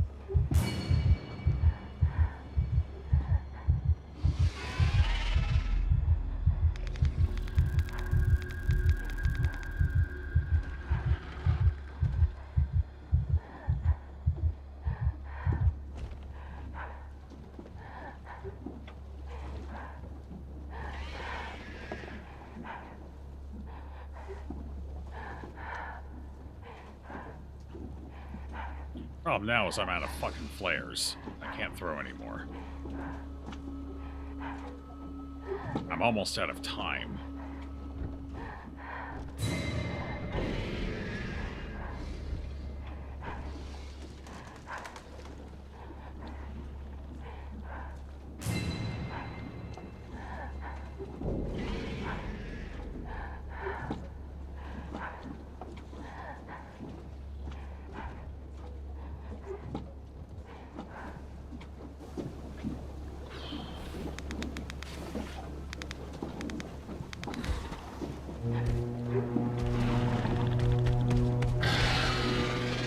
Probably Lara trying to drag it away. Thank God I'm done with the area. Holy Christ. Yeah. The flare I threw in the water, I think it was, for some reason it heard the flare I threw in the water and it was trying to reach it, but it couldn't reach it, so its AI bugged out. Luckily, it didn't turn around. Thanks, Lara.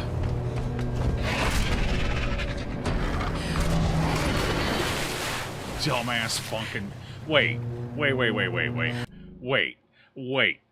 You telling me that dumbass that couldn't make this jump from high ground, what you're telling me is they managed to take out 10 boats. They managed to take out half the boats in the harbor. The ones that were already away from dock.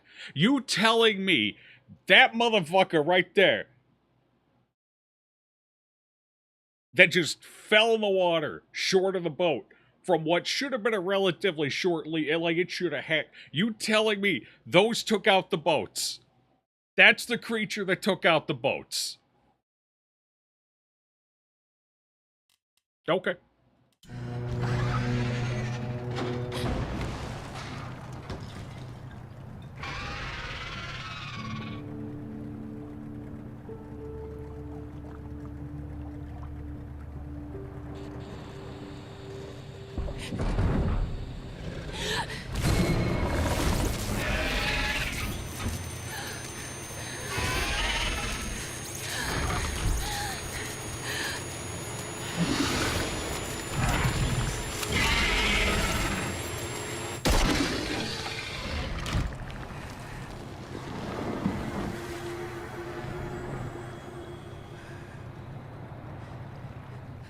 Friend? Yeah, a pretty close friend.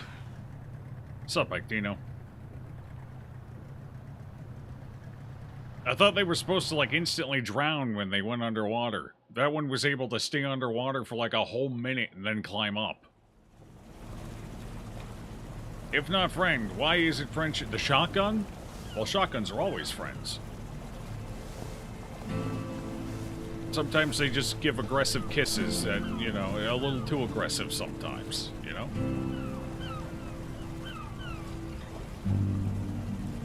We're gonna have to shoot that bird and eat it. Hello? Hello? Is someone there? Were they people? I'd say that, I don't know, all the action here. eating away at their focus and they fucked up in the end, but I don't know if that works for them aliens too. Yeah, I don't know. Well, I got to shoot one in the face, so that felt pretty good.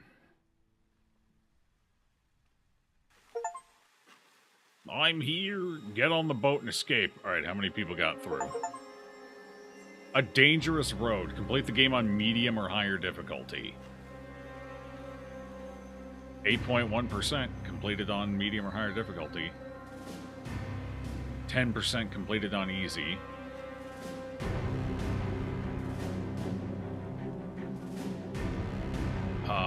10% people actually get through the fire station. Although... So it looks like the achievement hunters all went and did 2 runs. It looks like everyone did an easy run, and then... Oh, alright, well, fair enough. Oh, no, because the 8 point... Okay. So it looks like of the people who finished the game, 8.1% were playing on medium, because you automatically get the easy one if you're playing on medium. So 8.1% of the people who beat the game were playing on medium or higher, or the hard. Which means 2% of the people playing the game were playing on easy, who got through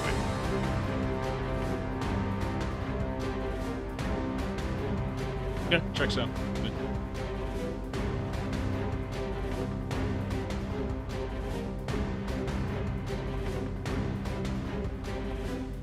Beating it on harder? I don't know, let's find out.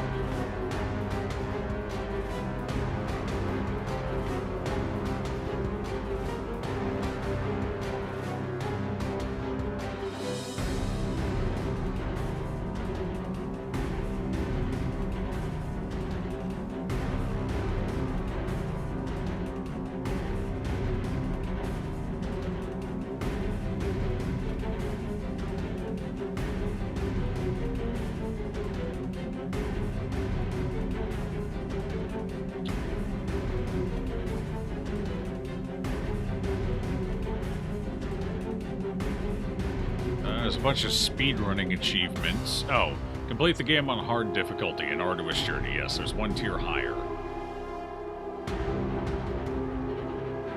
But I don't... It had to have been less than... It had to have been a fraction of a percent. Based on the numbers we have here, 10.5% and 8.1%, it's got to be just like 0.1 or 0.2% of players who beat it on hard.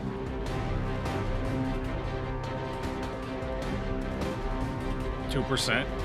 That seems high. Oh, I guess there's overlap between medium and hard. Okay, fair. You get the other... Yeah. Okay, so 2% beat it on hard. I don't know. I don't want to imagine the fire station on hard. Especially that last room. Mostly that last room. That on hard probably would have been fucking misery. Anyway... That's the game. We did it.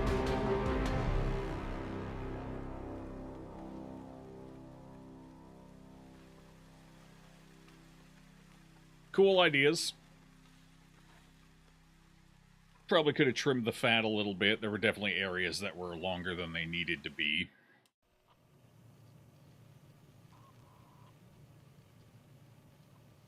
I'd be curious to see if they have any other ideas involving the mic scenario, the microphone. Be kind of neat.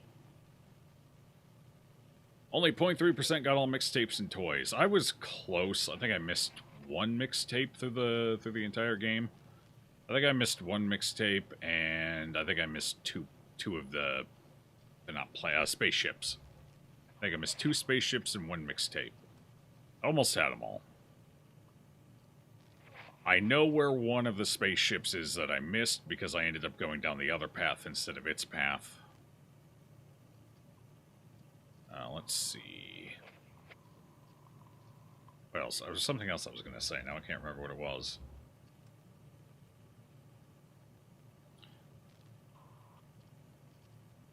Let's see. Only 0.8% of players open all 3 briefcases. I got that one, so I'm one of the few. I think it's the only particularly, yeah. Next lowest one I have from all of that is 4.5% use 15 flares. I overachieved in the flare department. And then, yeah, anyway.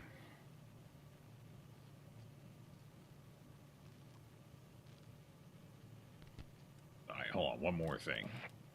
So, this is what all those spaceships were for.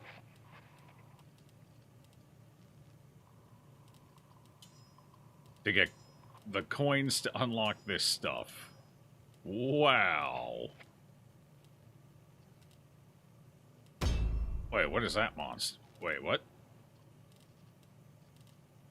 No, there was only one monster in the game, right? Yeah, there was only one.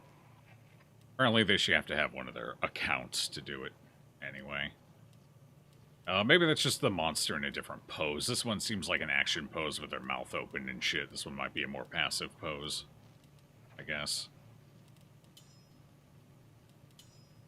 Anyway, this is what you do with those tokens. Who the hell I don't even remember who these people are. Were they even in the game?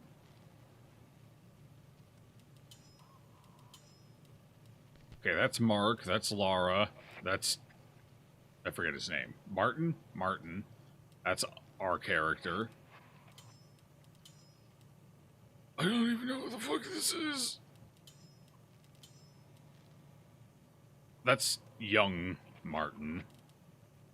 Well, 3 months younger Martin. Don't let this mug fool you. I know it looks like he's 10 years older, but he's not. It's only 3 months. Anyway, alright, that's our father. This was the bodyguard / gatekeeper of the hospital. One of Laura's right-hand men. The fuck, who's this? I don't know who this is either. I guess these were just ambient characters in the hospital. I guess?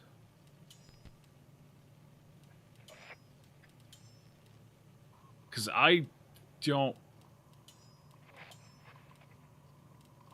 recognize any of them. Except for maybe this one. I think we might have seen him.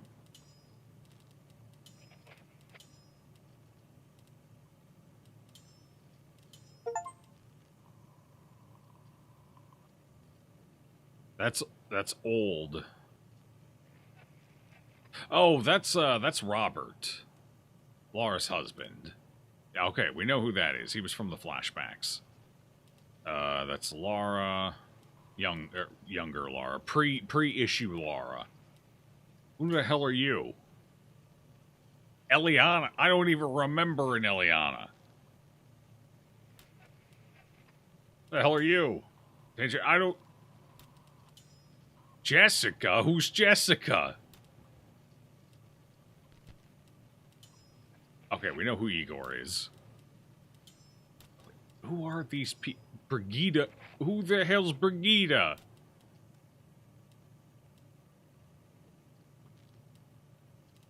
Who are you people?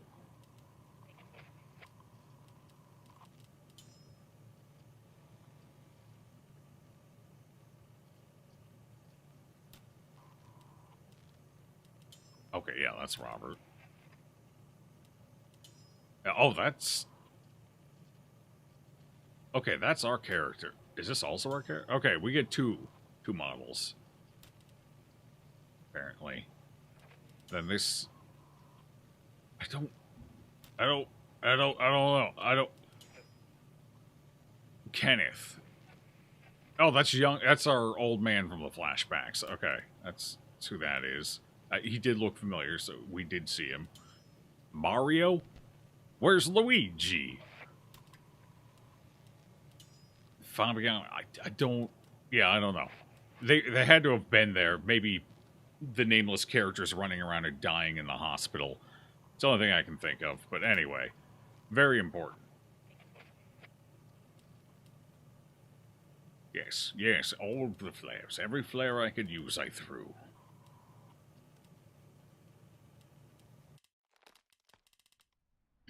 Oh, hey, bud. Catch your idol. Walking. Running. Oh, look at him. Damn, he runs good. Aggressive run. Oh my god, that's when he's going to kill. If they're herbivores, why the fuck do they have such sharp teeth? Teeth like that would be for ripping and tearing into flesh.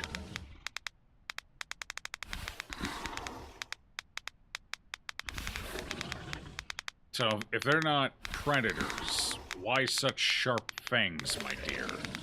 That's what I want to know. I've been wondering that the whole game.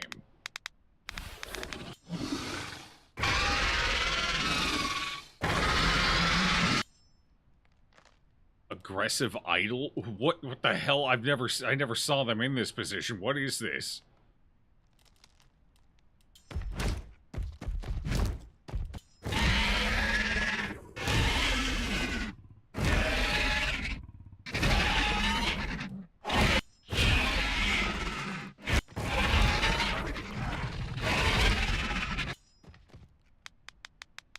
Okay, we saw them in this one a lot. Grin. Is that grinning? I guess. It's kind of happy to see us. They are found eating something from the asteroid pieces they came in and looks plant-like. Why the sharp teeth then? The sharp teeth don't make sense if they don't need to rip and tear through flesh. Like, I'm trying to think of any herbivores here on Earth that eat anything that have sharp teeth. Obviously, grass and leaf eaters don't. I'm trying to think of any fruit eaters that have sharp teeth. Do bats have sharp teeth? They eat, like, solid fruit. Maybe they have sharp teeth. What are bat teeth? So they are guessed to be herbivores. They could be omnivores, then. Or maybe that's like some kind of specialty diet thing, or maybe a period of desperation, 1,000 years on an asteroid. You're going to learn to eat whatever you're given, you know? Hold on, let me see what bat teeth look like.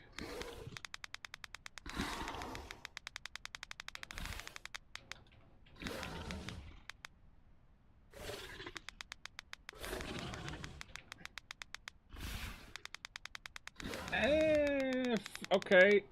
Oh, that's a new bat species. Okay, fruit. I mean, yeah, some bats have kind of sharp teeth, but those are like, so far a lot of those are ones that eat like bugs and. What about fruit bats?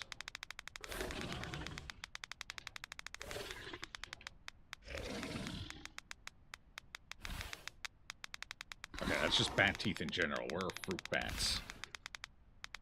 Okay, here's a fruit bat. What does their teeth look like? They're not sharp, but they are more pointy. Okay, greater short-nosed fruit bat. I mean, they got some fangs, yeah. Okay.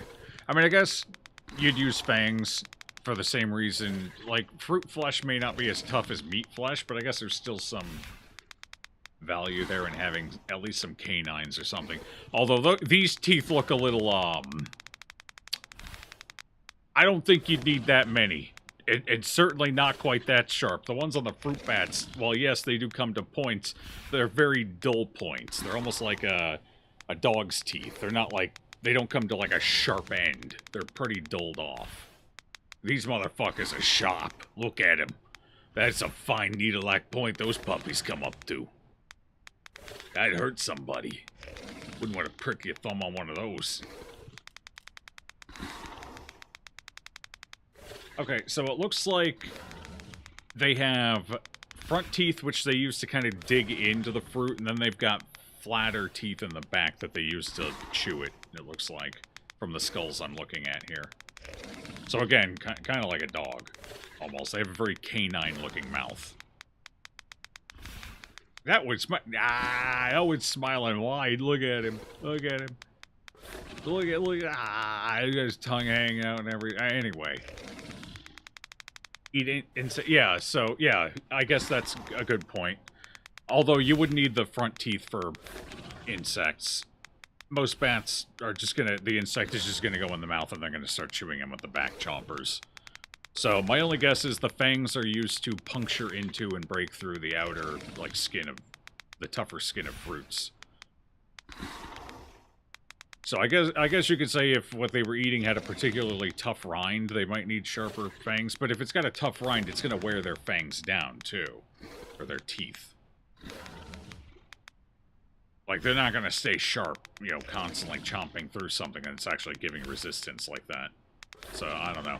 And I don't see any flat teeth in there. Anywhere. Oh, can we get the grinning one? Where's the grinning one? Something where they stand still a little more. Yeah, they don't have any flat teeth for, like, actually grinding the food, which is odd. Meaning they don't chew. They use the teeth to bite something off and then just swallow it with no further chewing.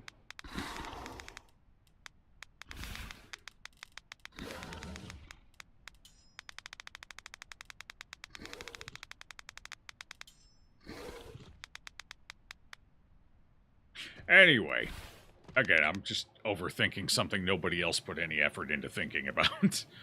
They're supposed to be scary, so give them many sharp teeth. Fair enough. Very scary.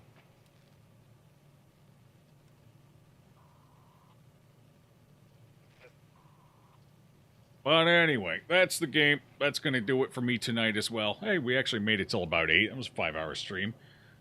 To be fair, those last couple of levels were kind of slow. And we did spend like 45 minutes just shooting the breeze collectively. So, fair. They sure were. Mm-hmm. It was a good run? It was good, yeah. I'll be back tomorrow. So tomorrow we'll be starting Still Wakes to the Deep. It'll be one, maybe 2 streams. But 1 for sure. After that, I don't know what we're doing after that. Take a look at the list. And how we have a little over a week left. So, let's see. Although the last game will go for as long as it's required to finish it. So, the last game usually goes, you know, over time. I'm not going to stop playing the game just because spooky time's over. So, but the last game needs to be started up by the end of the first week of November.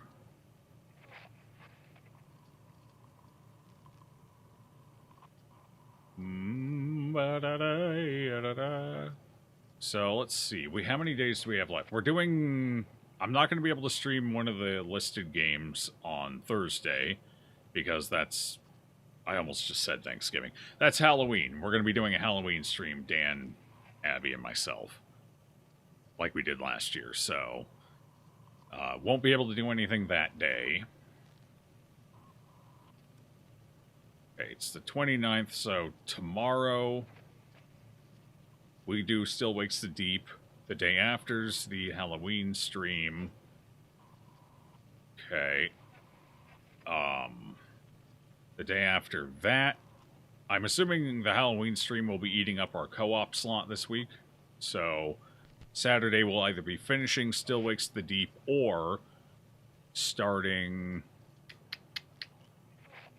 Let's see, what games do we have left on the list? Where's Discord?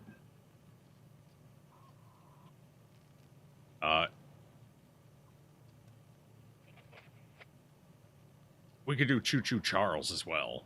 I think that one's going to be a short one. That's going to be like a 1, maybe 2 streamer as well. So, Still Wakes the Deep, then Choo Choo Charles, probably. We'll probably still have time at the end of that. So we will see about... I got a couple of others. I'll have to figure out which one of these I want to do. I kind of want to do In Sound Mine as well. For sure.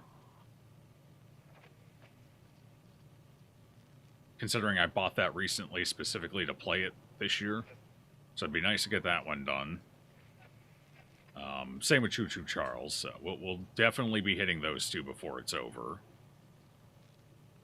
Callisto Protocol ended up taking longer than anticipated, as did... Actually, Darkwood was about normal.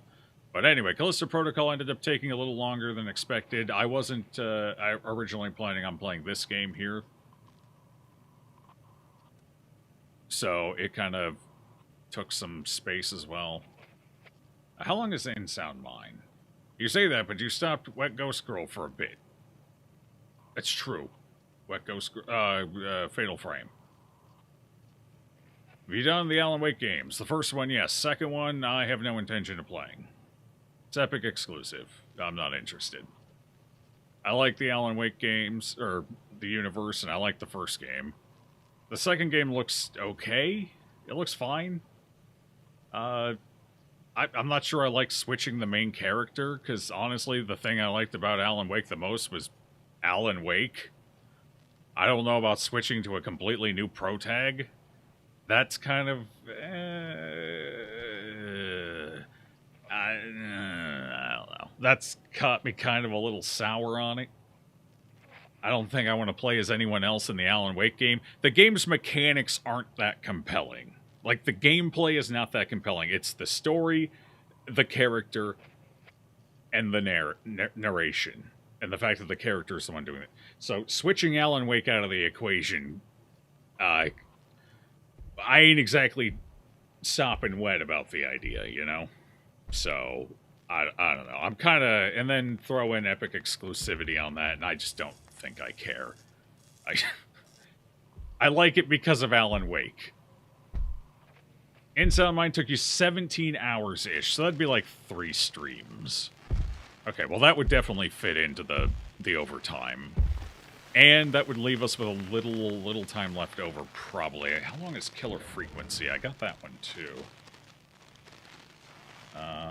Killer Frequency.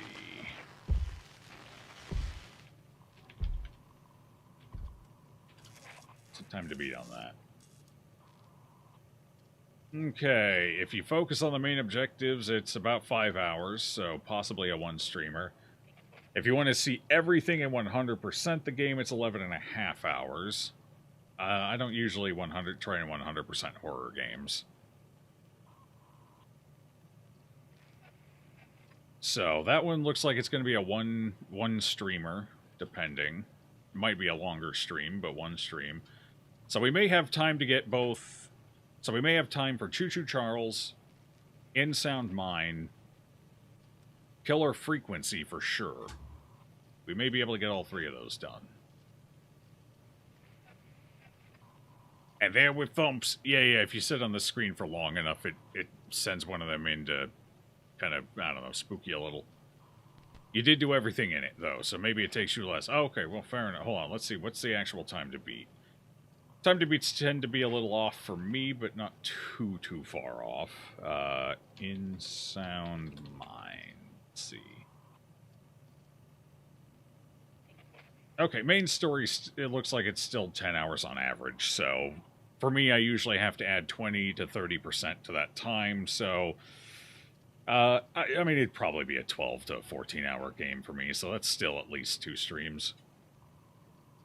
Possibly 3. depending. But, sure, okay. Yeah, yeah. And then what I could do... Let's see, what else we have? So the other ones on the list are Phobia, Lamentum, and Evil Within. Lamentum I'm fine saving. I can save that one for next Spooktober. I don't mind that. I didn't pay any special price for it or anything. I think I got it through a bundle or something. What's Phobia? Why do I have Phobia on the list? What's Phobia? Phobia is a... That can't be right. That's 20 minutes. No, okay. Here it is. Phobia over here. Phobia St. Dinfna Hotel. That's 11 hours. So, I could possibly fit that one into if I wanted to. Or we could do How Long is Evil Within? Although it might be better saving Evil Within to pair with Evil Within 2 and just save that for next year. And then just do both of them. 15 hours, 20 hours for main plus extra if you're doing the side quests and stuff. And then... I mean, that's not bad either. That's 3 to 4 streams. So I could end with that one. I don't know. We'll see how it goes. We should be able to get at least 3 more of the games done at any rate. Plus, Still Wakes the Deep.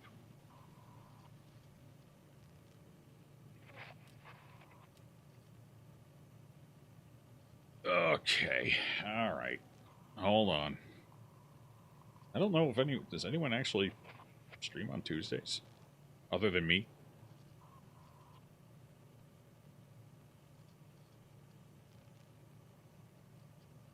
No? Nope. Okay. Fair enough. Well, I'll let you guys disperse yourselves then for the evening. Nobody, not even like the secondaries, not even like Abby's people. Not a soul. Alright, well, you guys can go wherever you want.